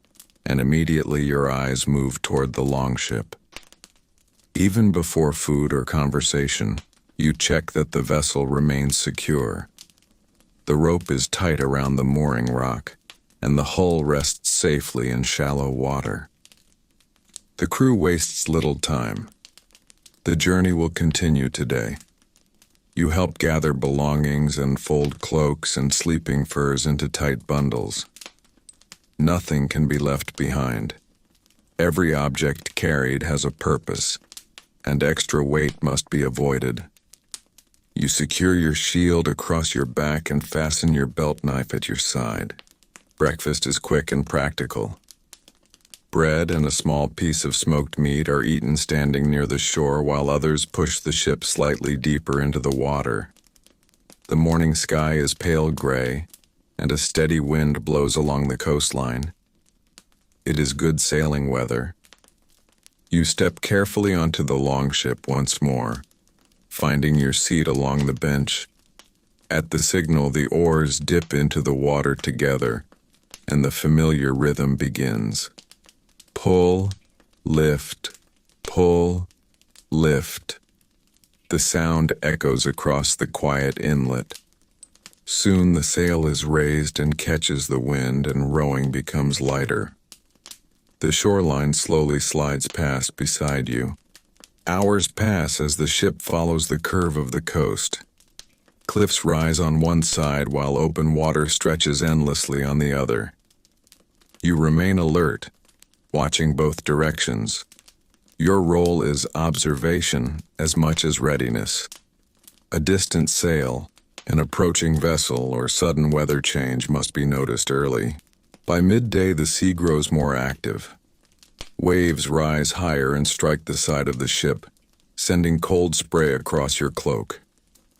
You adjust your footing and grip the side rail for balance. The crew works calmly, tightening ropes and adjusting sail angle. No one shouts. Every movement is deliberate and practiced. During a brief calm period, food is passed around. Dried fish and hard bread. You eat slowly, keeping one hand free and your eyes scanning the horizon. A Shieldmaiden at sea rests lightly. Even sitting, you remain prepared to move quickly. In the afternoon, a narrow river mouth appears ahead, cutting through the land into a sheltered area beyond. The leader signals a turn. Oars are lowered again, guiding the ship carefully between rocks where waves break loudly. You row steadily, feeling the current change beneath the hull. Once inside, the water becomes calmer. The ship glides into a protected inlet surrounded by trees and low hills. Anchors are lowered and a rope secured to sturdy trunks near the shore. You step onto land again, boots sinking slightly into soft ground. The scent of forest replaces salt air. Work begins immediately. You and others gather wood for a controlled fire while several remain near the ship to guard equipment. You move carefully through the trees, collecting fallen branches and returning with arms full of fuel. Soon a small fire burns, and a pot of water is set above it. Even here, training continues. In a clearing, you practice shield positioning with another warrior. The ground is uneven with roots beneath the soil, forcing you to shift your stance carefully. You learn to move without stumbling, keeping your shield high and spear ready. As evening approaches, a small meal is prepared from fish caught in the calm inlet waters. The warmth of cooked food lifts spirits after a long day of travel. You sit beside the fire listening to quiet conversation about routes and distant settlements. Though the place is unfamiliar, routine makes it feel manageable. Night falls beneath a canopy of trees, darker than the open shore before. A watch is assigned again. When your turn arrives, you stand near the ship, listening to the forest around you. Leaves rustle softly, and water moves gently at the shoreline. Your spear rests in your hand, not raised but ready. Hours later, your watch ends and you lie beside the dim fire, shield within reach. The journey continues tomorrow. Each day brings new ground, new water, yet the same steady duty. Observe, protect, endure. This is the true nature of your life as a Viking Shieldmaiden. Not endless fighting, but constant readiness wherever the path of sea and land leads. Dawn arrives slowly through the trees, pale light filtering between branches and settling softly over the anchored ship. The forest feels still, almost watchful, as mist rises from the calm inlet. You wake before the others, accustomed now to lighter sleep while traveling. Your first instinct is not to stretch or eat, but to listen. Water moves gently against the hull. Leaves rustle faintly in the morning breeze. No unusual sound breaks the quiet. You sit up and reach immediately for your shield, checking its surface where dew has settled overnight. Moisture is wiped away carefully with the edge of your cloak. Leather straps are pulled tight and inspected again. Wood must remain dry and strong. Beside you, your spear lies across the ground, and you run your fingers along its shaft to ensure it has not warped in the damp air. Maintenance is not a separate task in your life. It is part of every breath, every morning. Soon the others rise, and the small camp becomes active again. A modest fire is rekindled, and water is heated for a simple meal. You step away briefly toward the water's edge, kneeling to wash your hands and face. The inlet reflects the growing light, and for a moment it appears almost peaceful. Yet you never allow that calm to dull your awareness. After eating, the leader decides to explore inland briefly before continuing the voyage. You are among those chosen to move ahead. Shields are secured, spears carried upright, and a small group enters the forest carefully. The ground is uneven, scattered with roots and stones. Every step is placed deliberately. Birds scatter overhead as you pass, but there is no sign of human presence. You move in quiet formation, maintaining distance but staying within sight of one another. Your breathing remains steady.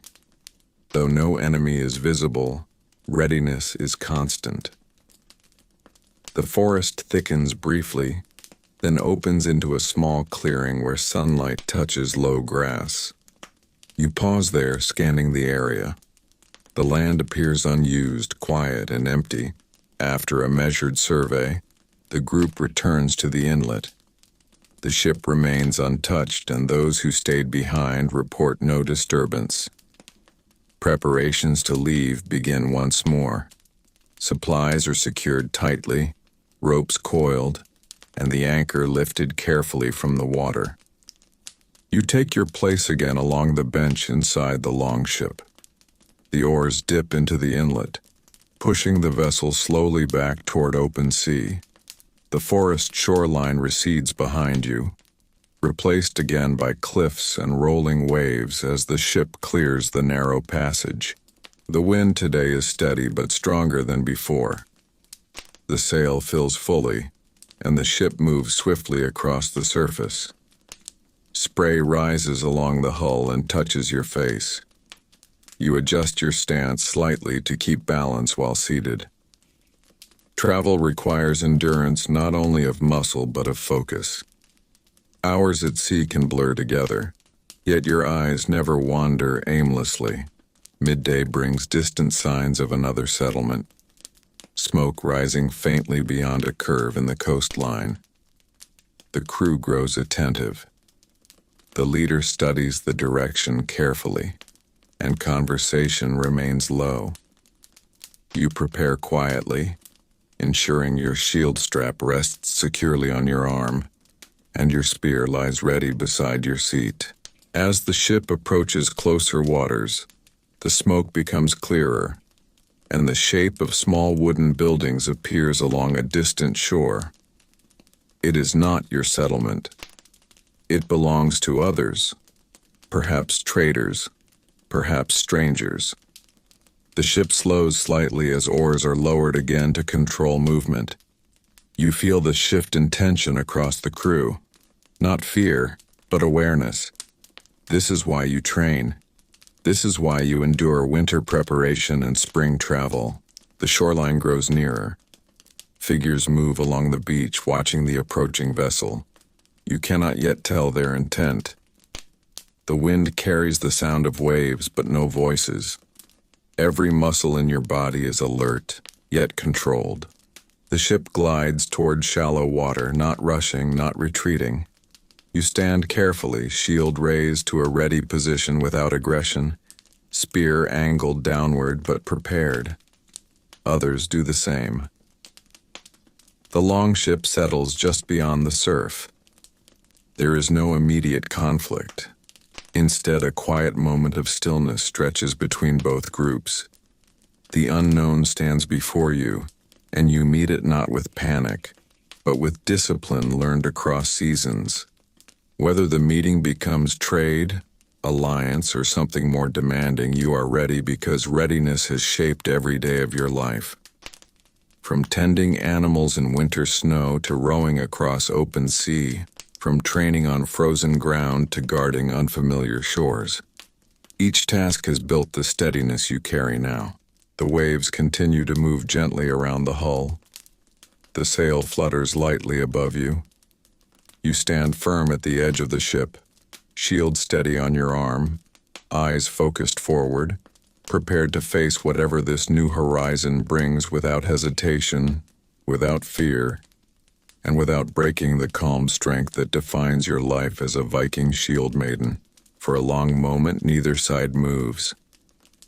The waves slide back and forth along the shore, and the only clear sound is the creak of wood from your ship and the steady breathing of those beside you.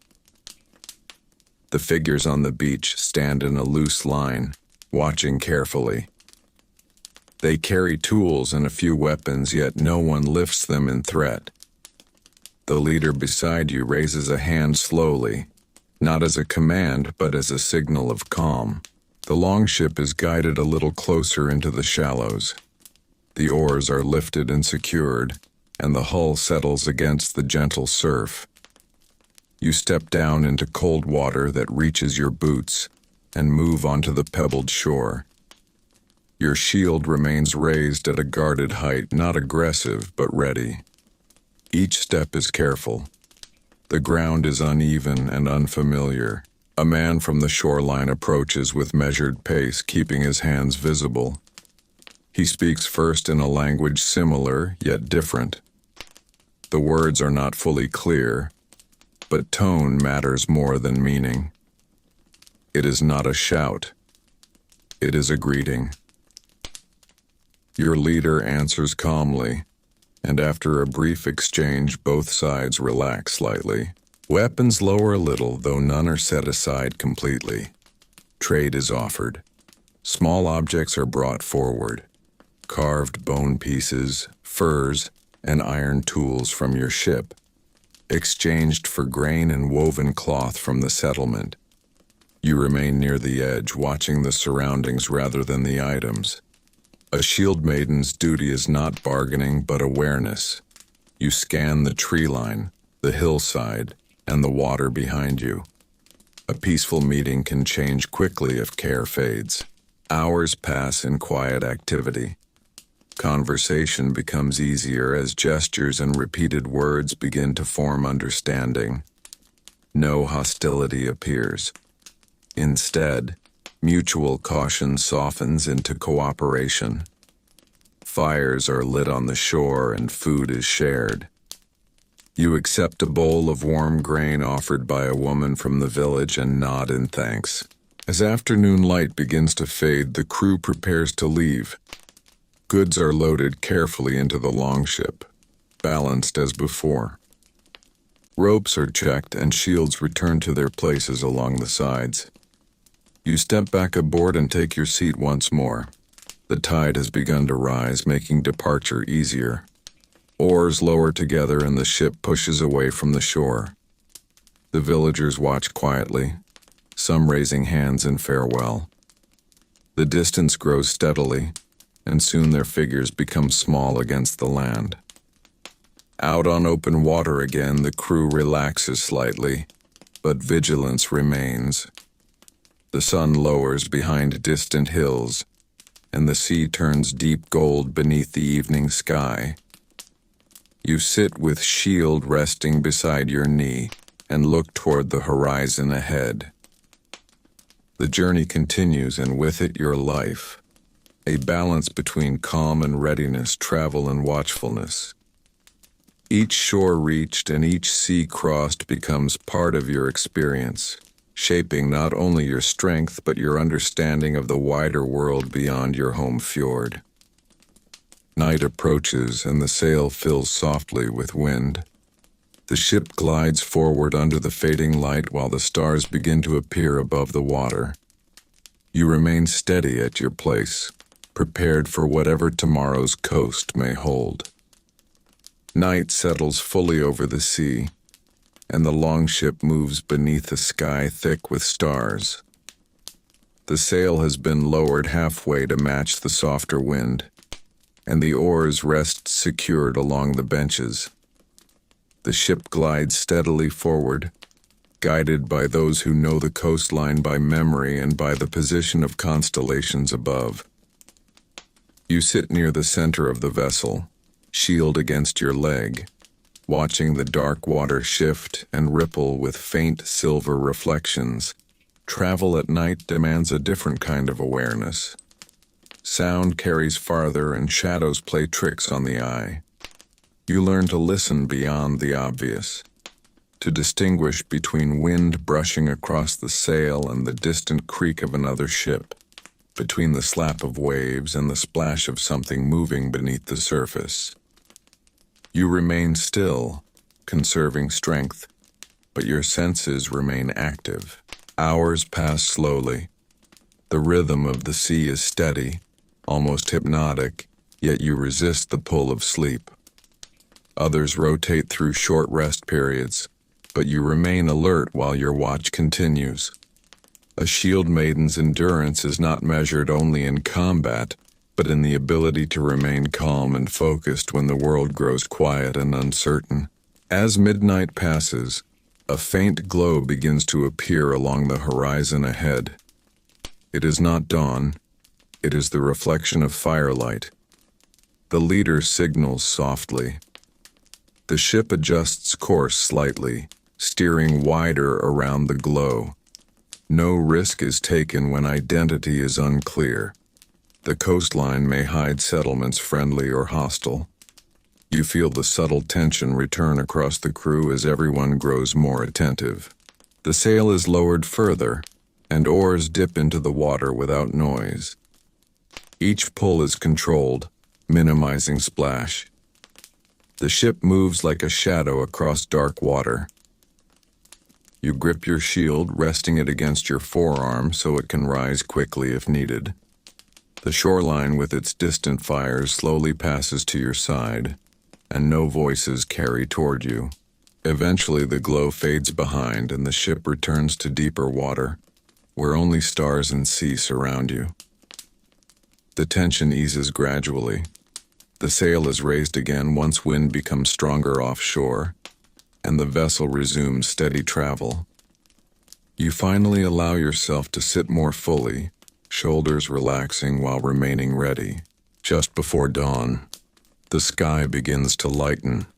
A faint gray line spreads above the water, pushing back the darkness. The sea shifts color from black to deep blue.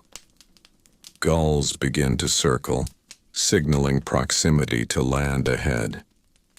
The coastline emerges slowly, rugged cliffs rising from the water with narrow beaches between them. The leader decides to anchor near a sheltered cove before the day grows brighter. The oars guide the ship carefully between rocky outcroppings. You step down into shallow water once again, and help secure the ropes tightly around stone formations near the shore. The ship settles safely. As daylight grows, you walk briefly along the edge of the cove. This place is empty, untouched by settlement. You scan the sand for tracks and find only the marks of birds. Satisfied, you return to the ship where preparations begin for rest and maintenance. You assist in unloading a few supplies needed for the morning meal. A small fire is built behind a natural rock barrier to keep smoke low. Fish is cooked quickly, and fresh water is collected from a stream trickling down the cliffside. You kneel to fill your bucket, watching sunlight shimmer across the moving water. After eating, equipment is checked once more. Ropes are dried in the morning sun, shields leaned carefully against rocks to prevent moisture buildup, and the sails spread slightly to air out. You move methodically through each task, ensuring nothing weakens during travel. The journey is not defined by one dramatic moment, but by many careful ones. Each anchor dropped securely, each rope tied firmly, each watch held without distraction. You sit now on a flat stone overlooking the cove, shield resting beside you, sea stretching wide beyond the entrance. This is the steady rhythm of your life as a Viking Shieldmaiden. Travel across dark waters, cautious approach to unknown shores, quiet endurance through long nights, and constant preparation for whatever the horizon may reveal next. Morning grows brighter across the quiet cove, and sunlight finally reaches over the cliffs, warming the rocks where you sit. The sea outside the inlet moves gently, calmer than during the night's travel. The crew has rested briefly, and now activity returns again. A journey across water never allows long idleness. Even when anchored, there is work. You rise and begin by helping pull the longship slightly farther onto shore so its lower hull can be inspected. Several of you take ropes and guide the vessel carefully while others lift from the sides. The wet sand grips the keel, but with steady effort the ship settles at an angle where repairs can be made if needed. You walk along the length of the hull, checking for scratches or loosened seams caused by waves and rocks. Your hand passes slowly across the planks, feeling for any weakness. One small section near the stern has begun to dry and separate slightly. The blacksmith heats tar again over a controlled fire, while you hold a wooden tool ready. When the tar softens, you press it into the seam, smoothing it carefully so water cannot enter when the ship returns to sea. The smell fills the air, strong and heavy, but reassuring because it means protection. After the hull is secured, you assist in gathering fresh water. A narrow stream runs from higher ground into the cove, and you climb a gentle slope carrying 2 wooden buckets. The climb warms your body after the cool sea air. At the top, you kneel beside the clear stream and fill both containers slowly, ensuring no dirt disturbs the water. The path back down requires balance, and you walk carefully to avoid spilling. Back at the shore, the crew prepares a midday meal. Fish caught earlier is cleaned and cooked over coals while flat bread warms beside it. You eat seated on driftwood near the longship, looking outward across open water. The sea is calm now, reflecting pale clouds above. Even during rest, your attention remains outward. A Shieldmaiden never fully stops watching. After eating, training continues. On a flat stretch of sand, you practice moving in formation with 2 others. You advance together, shields overlapping, stepping slowly forward, and then back again. Sand shifts beneath your boots, making each movement harder to control.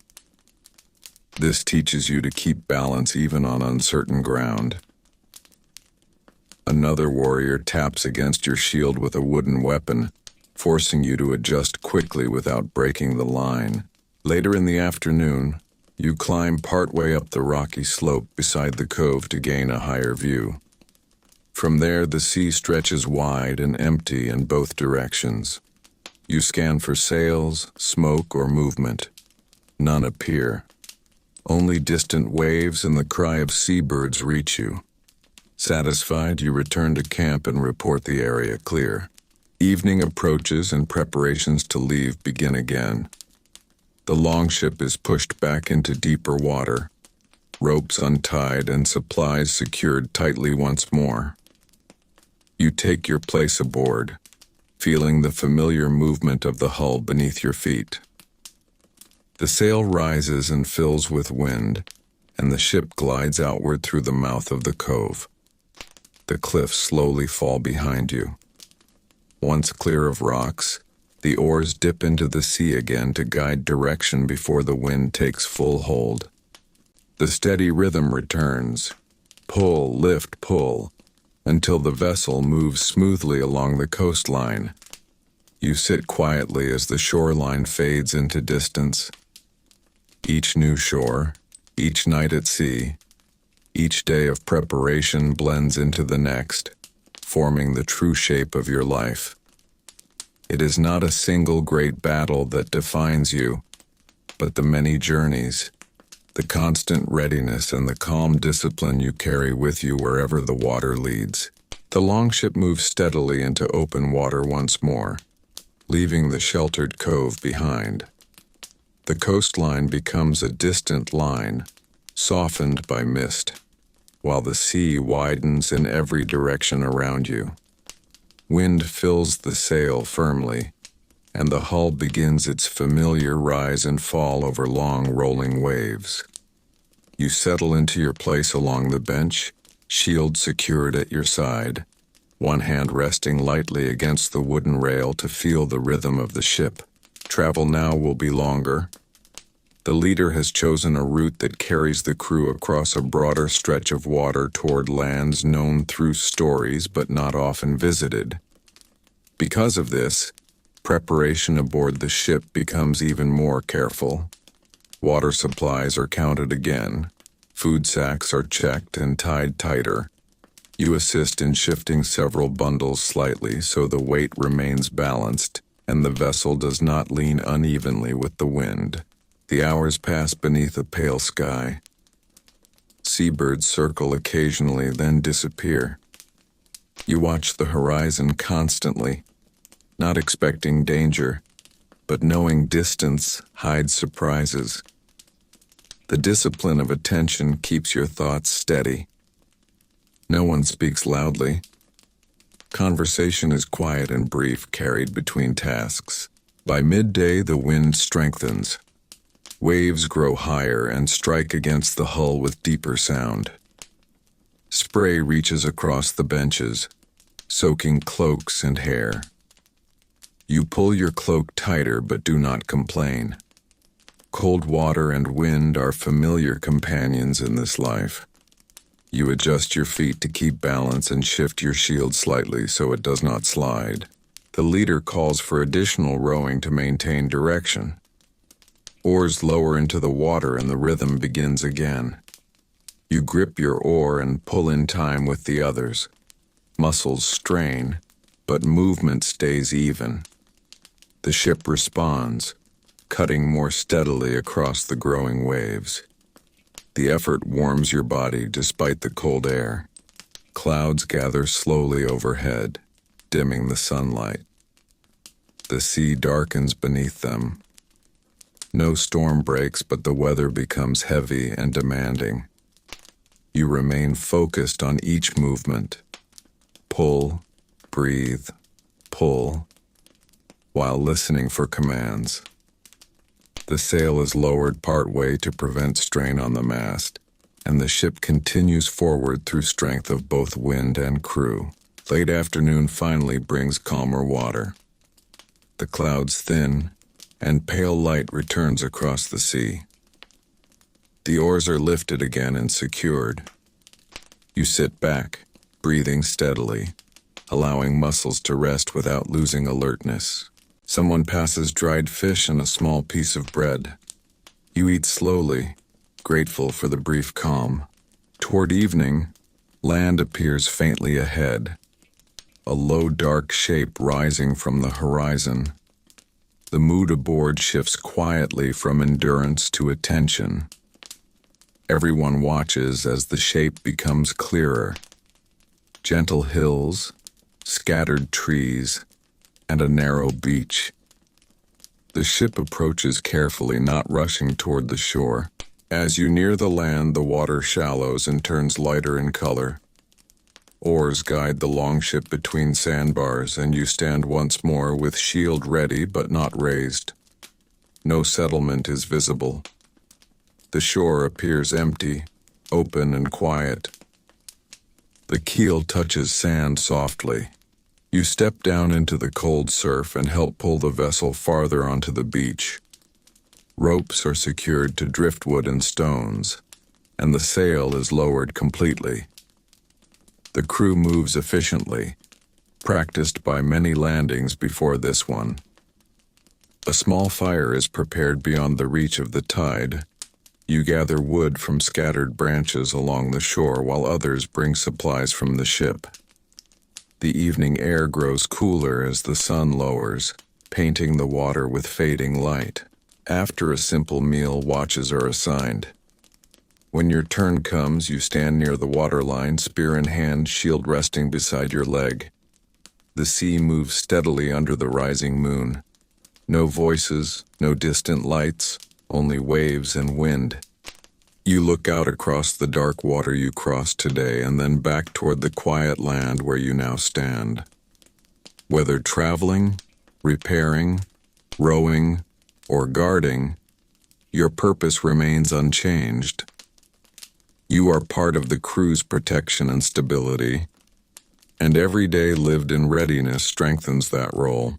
The night deepens and you continue your watch calmly, steady and patient, prepared to meet whatever the coming dawn will bring as your journey as a Viking Shieldmaiden carries forward beyond this shore. The moon climbs higher above the shoreline, and the tide slowly creeps closer to the longship. You remain standing at your watch post, boots pressed into cool sand while waves roll gently in and out before you. Behind you, the campfire burns low, only embers glowing red beneath ash, and most of the crew sleeps wrapped in cloaks near the pulled-up ship. Your task is simple but serious.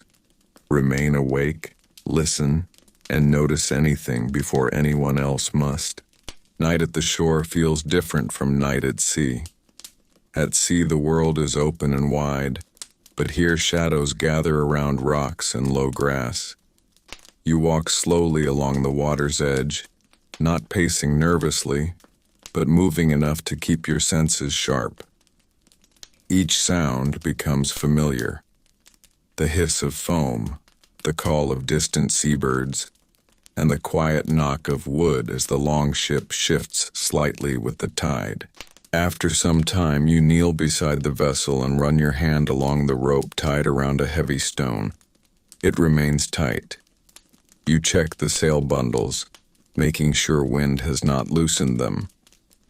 Then you return to your watch position facing the dark horizon. The stars reflect faintly across the water and the sky remains clear. Hours pass without trouble. Eventually, another warrior wakes and approaches to take the next watch. You exchange no long conversation, only a brief nod, and you finally allow yourself to rest. You lie near the ship with your shield beside your arm, close enough to reach instantly if needed. Sleep comes quickly after the long day of rowing and standing guard.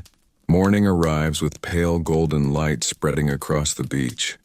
Gulls gather overhead, calling loudly as they circle the shoreline. You rise and stretch, feeling stiffness in your shoulders, then step toward the sea to wash away sand and salt from your hands and face. The water is cold, but it clears your thoughts immediately.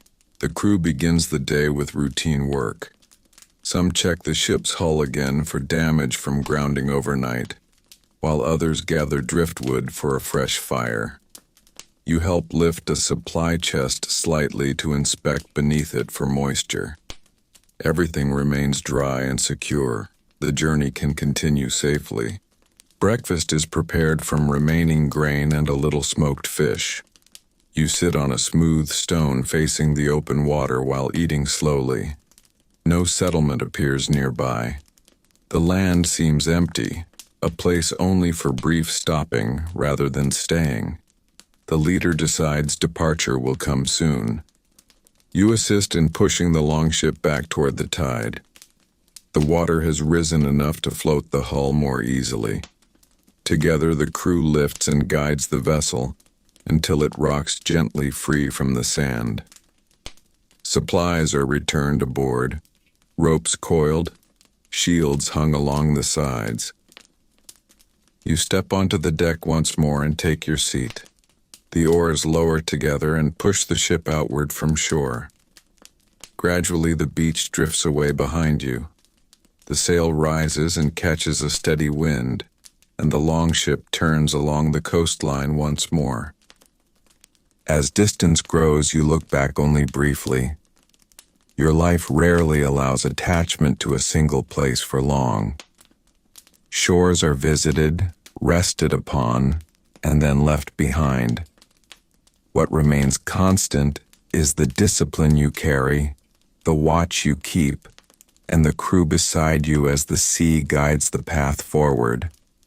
The waves move rhythmically beneath the hull, and you settle into the steady motion again, prepared for another day of travel, awareness, and endurance that continues the long journey of your life as a Viking Shieldmaiden. The ship continues along the coastline through the late morning, the wind now gentler than the day before. The sea moves in long, slow swells that lift the bow and lower it again in a steady rhythm. You sit upright, not rigid but attentive, allowing your body to move with the motion instead of resisting it. This balance saves strength during long travel. Sunlight spreads across the water and warms your cloak as the hours pass.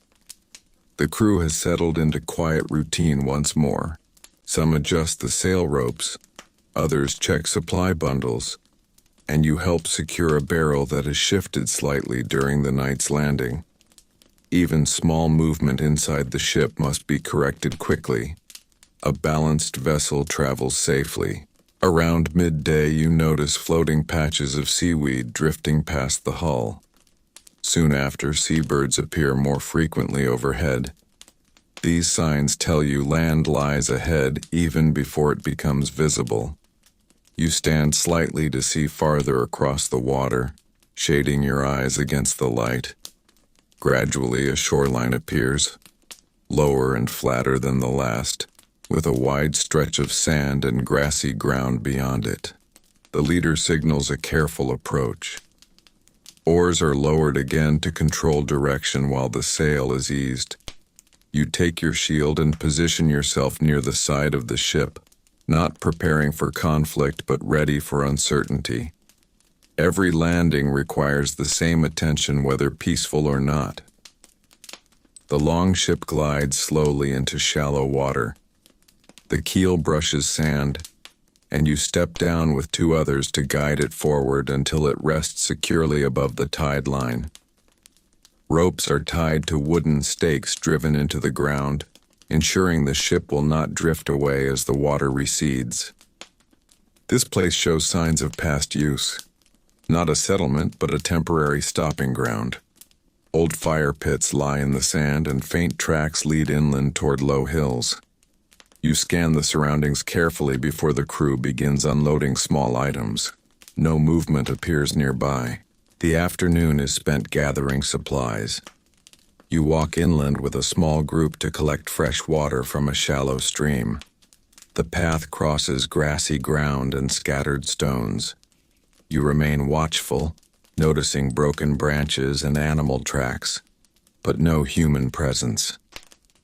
The water is clear and you fill the bucket slowly before returning. Back at the shore, nets are cast briefly into the water while others repair minor wear on the sail. You assist in tightening a rope loop and smoothing a frayed edge where cloth has rubbed against the mast.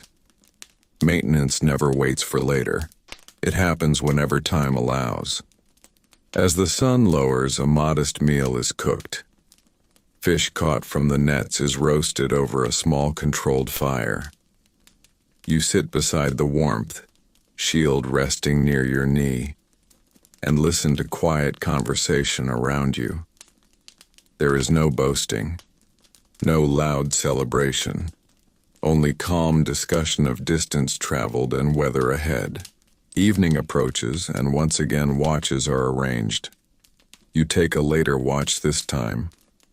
Until then you rest, leaning against the side of the longship, eyes closing but mind still aware of surrounding sounds. When your turn arrives, you stand facing both sea and land, listening carefully. The shoreline grows quiet beneath the rising moon. The tide moves slowly inward and the ship creaks gently as water touches its sides again. You walk a short distance along the sand, checking the ropes and scanning the hills beyond. Everything remains still.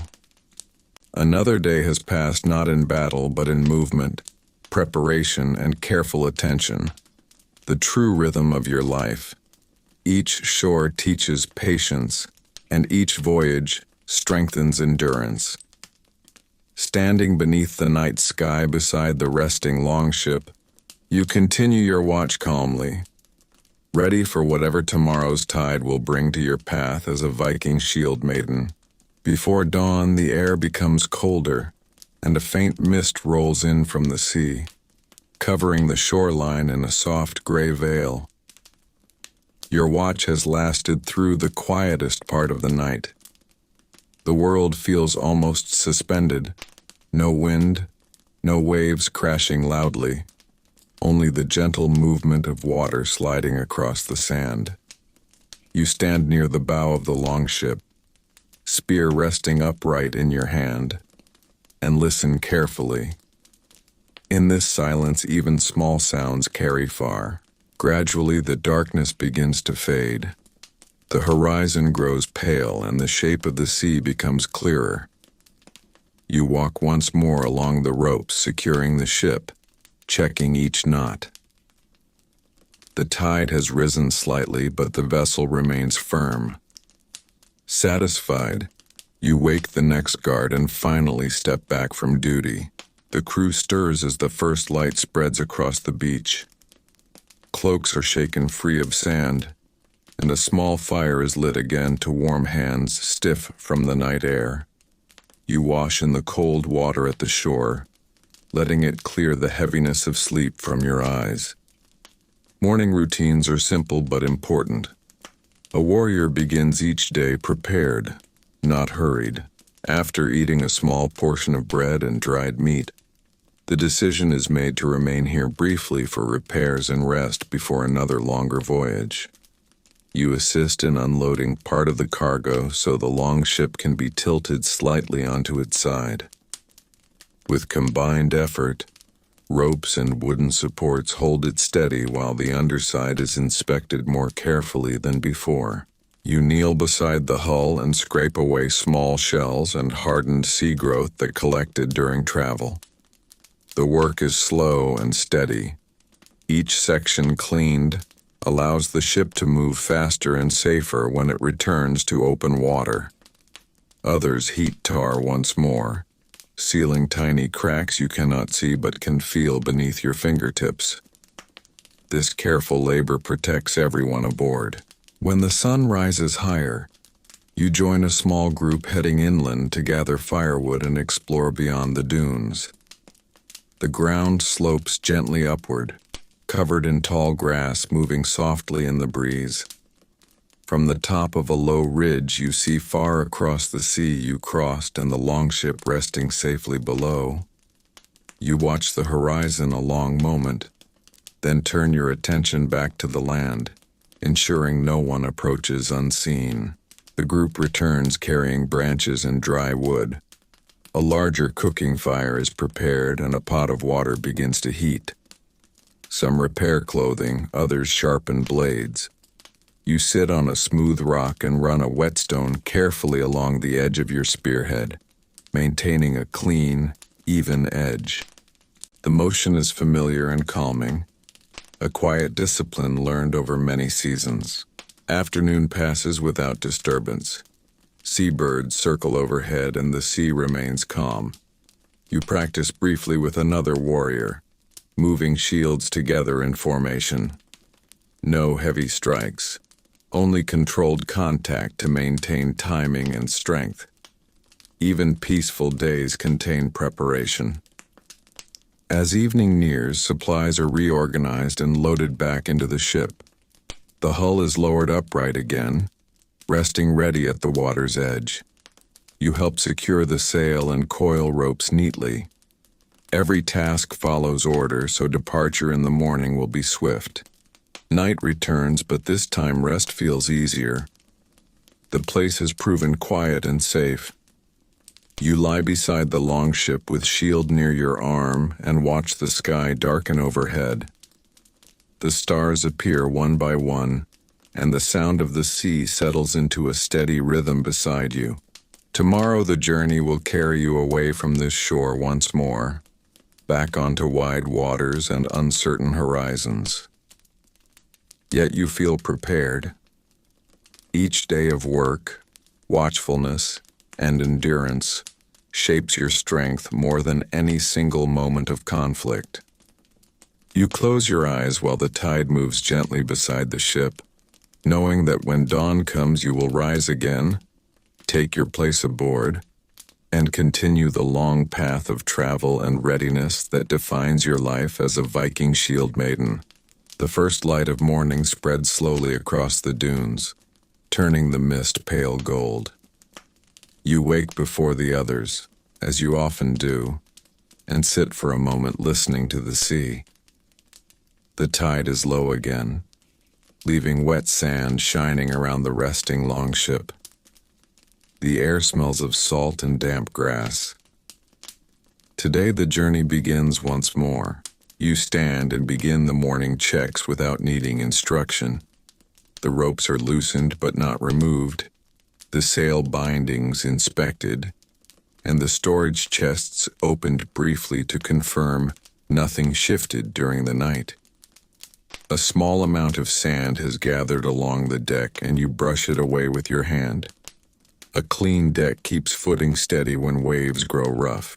Soon the crew gathers. A simple meal is eaten quickly. Bread dipped in warm water and a little smoked fish. No one lingers. Everyone knows departure must match the tide. As water slowly returns toward the shore, you and the others take positions along the hull. With a combined push, the longship slides forward across the damp sand. The rising water lifts it gently until it begins to float. You step into the shallows and climb aboard, helping guide the bow outward while others steady the sides. Oars lower together and the ship moves away from land. The shoreline grows smaller as the sail rises and fills with the morning wind. The sea today is calm, smoother than the previous days. The ship glides steadily, barely rocking. You remain watchful along the side, scanning the horizon and the water surface. Calm seas do not remove responsibility. They simply make observation clearer. Hours pass in steady travel. The coastline bends gradually and cliffs give way to longer beaches and scattered forests beyond. You notice distant smoke rising inland, faint and thin. It suggests settlements exist somewhere beyond sight, though the ship does not turn toward them. The leader chooses open passage instead of unknown approach. Midday warmth spreads across the deck. Cloaks loosen slightly and the crew eats dried food passed quietly from hand to hand. You drink sparingly from a water skin, careful not to waste supply. While others rest briefly, you remain standing near the bow, eyes fixed outward. A floating log drifts ahead and you point it out. The helmsman adjusts direction slightly, avoiding impact. During the afternoon, light wind fades and rowing becomes necessary. You take your oar again, gripping worn wood polished by many hands before yours. The rhythm returns, long, even pulls that move the vessel forward through gentle waves. Muscles ache gradually, but you keep pace with the others. Endurance is part of daily life, not an occasional challenge. Later, clouds gather far in the distance but never reach your path. Instead, the sea turns bright beneath the lowering sun. The water reflects orange and gold across its surface. You pause rowing as the sail fills again, and the ship continues under wind alone. Toward evening, a narrow island appears ahead, small, rocky, and covered in low brush. The crew decides to rest there for the night rather than remain at open sea. The ship circles carefully and approaches a small inlet between rocks where water lies calm. You step ashore and help secure ropes around natural stone formations. The longship rests safely in shallow water.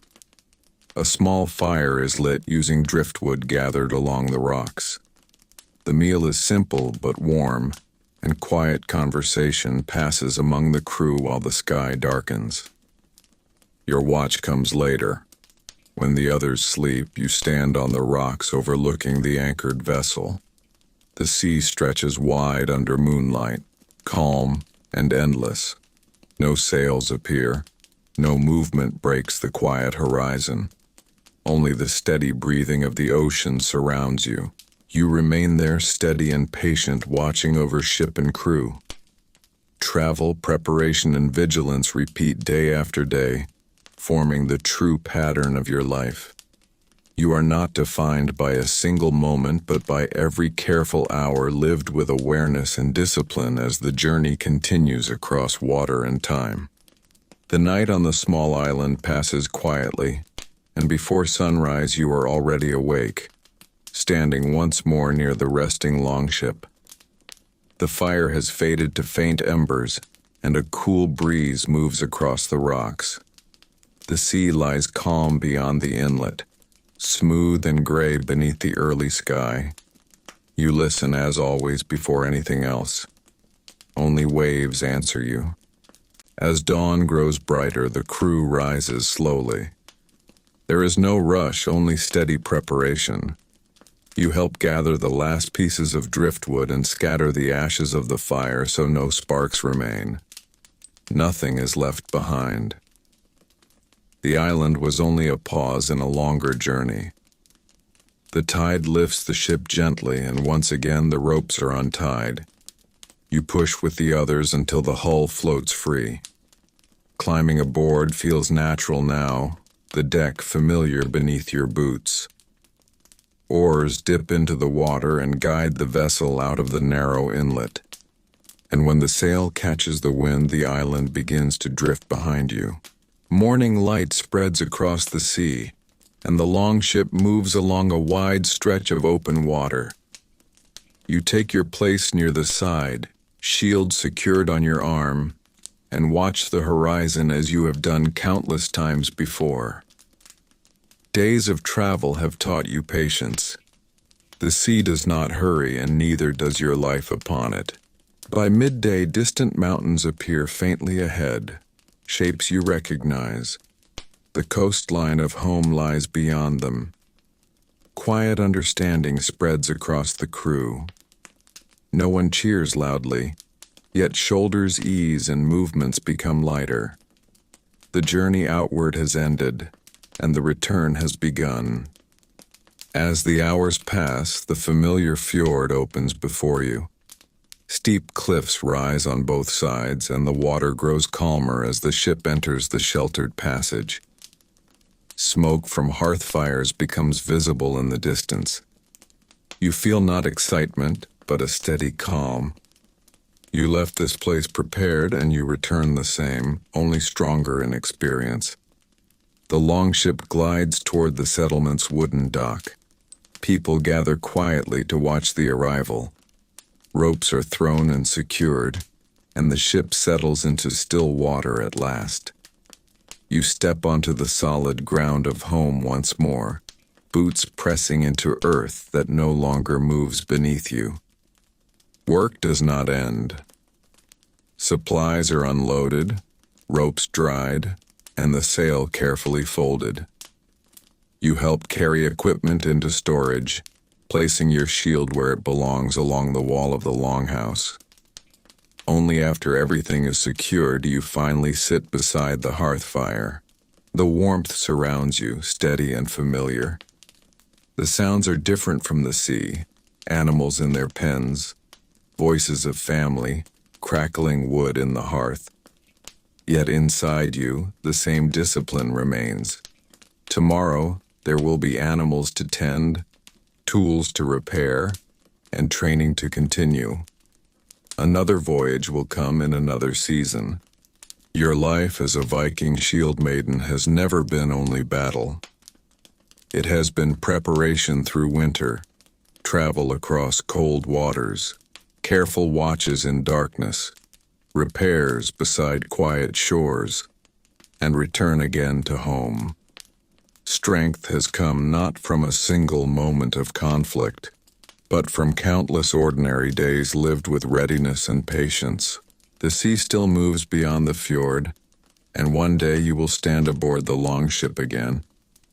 But for now you rest by the fire, calm and steady, knowing you have fulfilled your role in the long cycle of journeys and returns that shape your world. And as evening settles over the settlement and the hearthlight flickers softly on wooden walls, your story closes not with an ending, but with quiet rest before the next horizon awaits.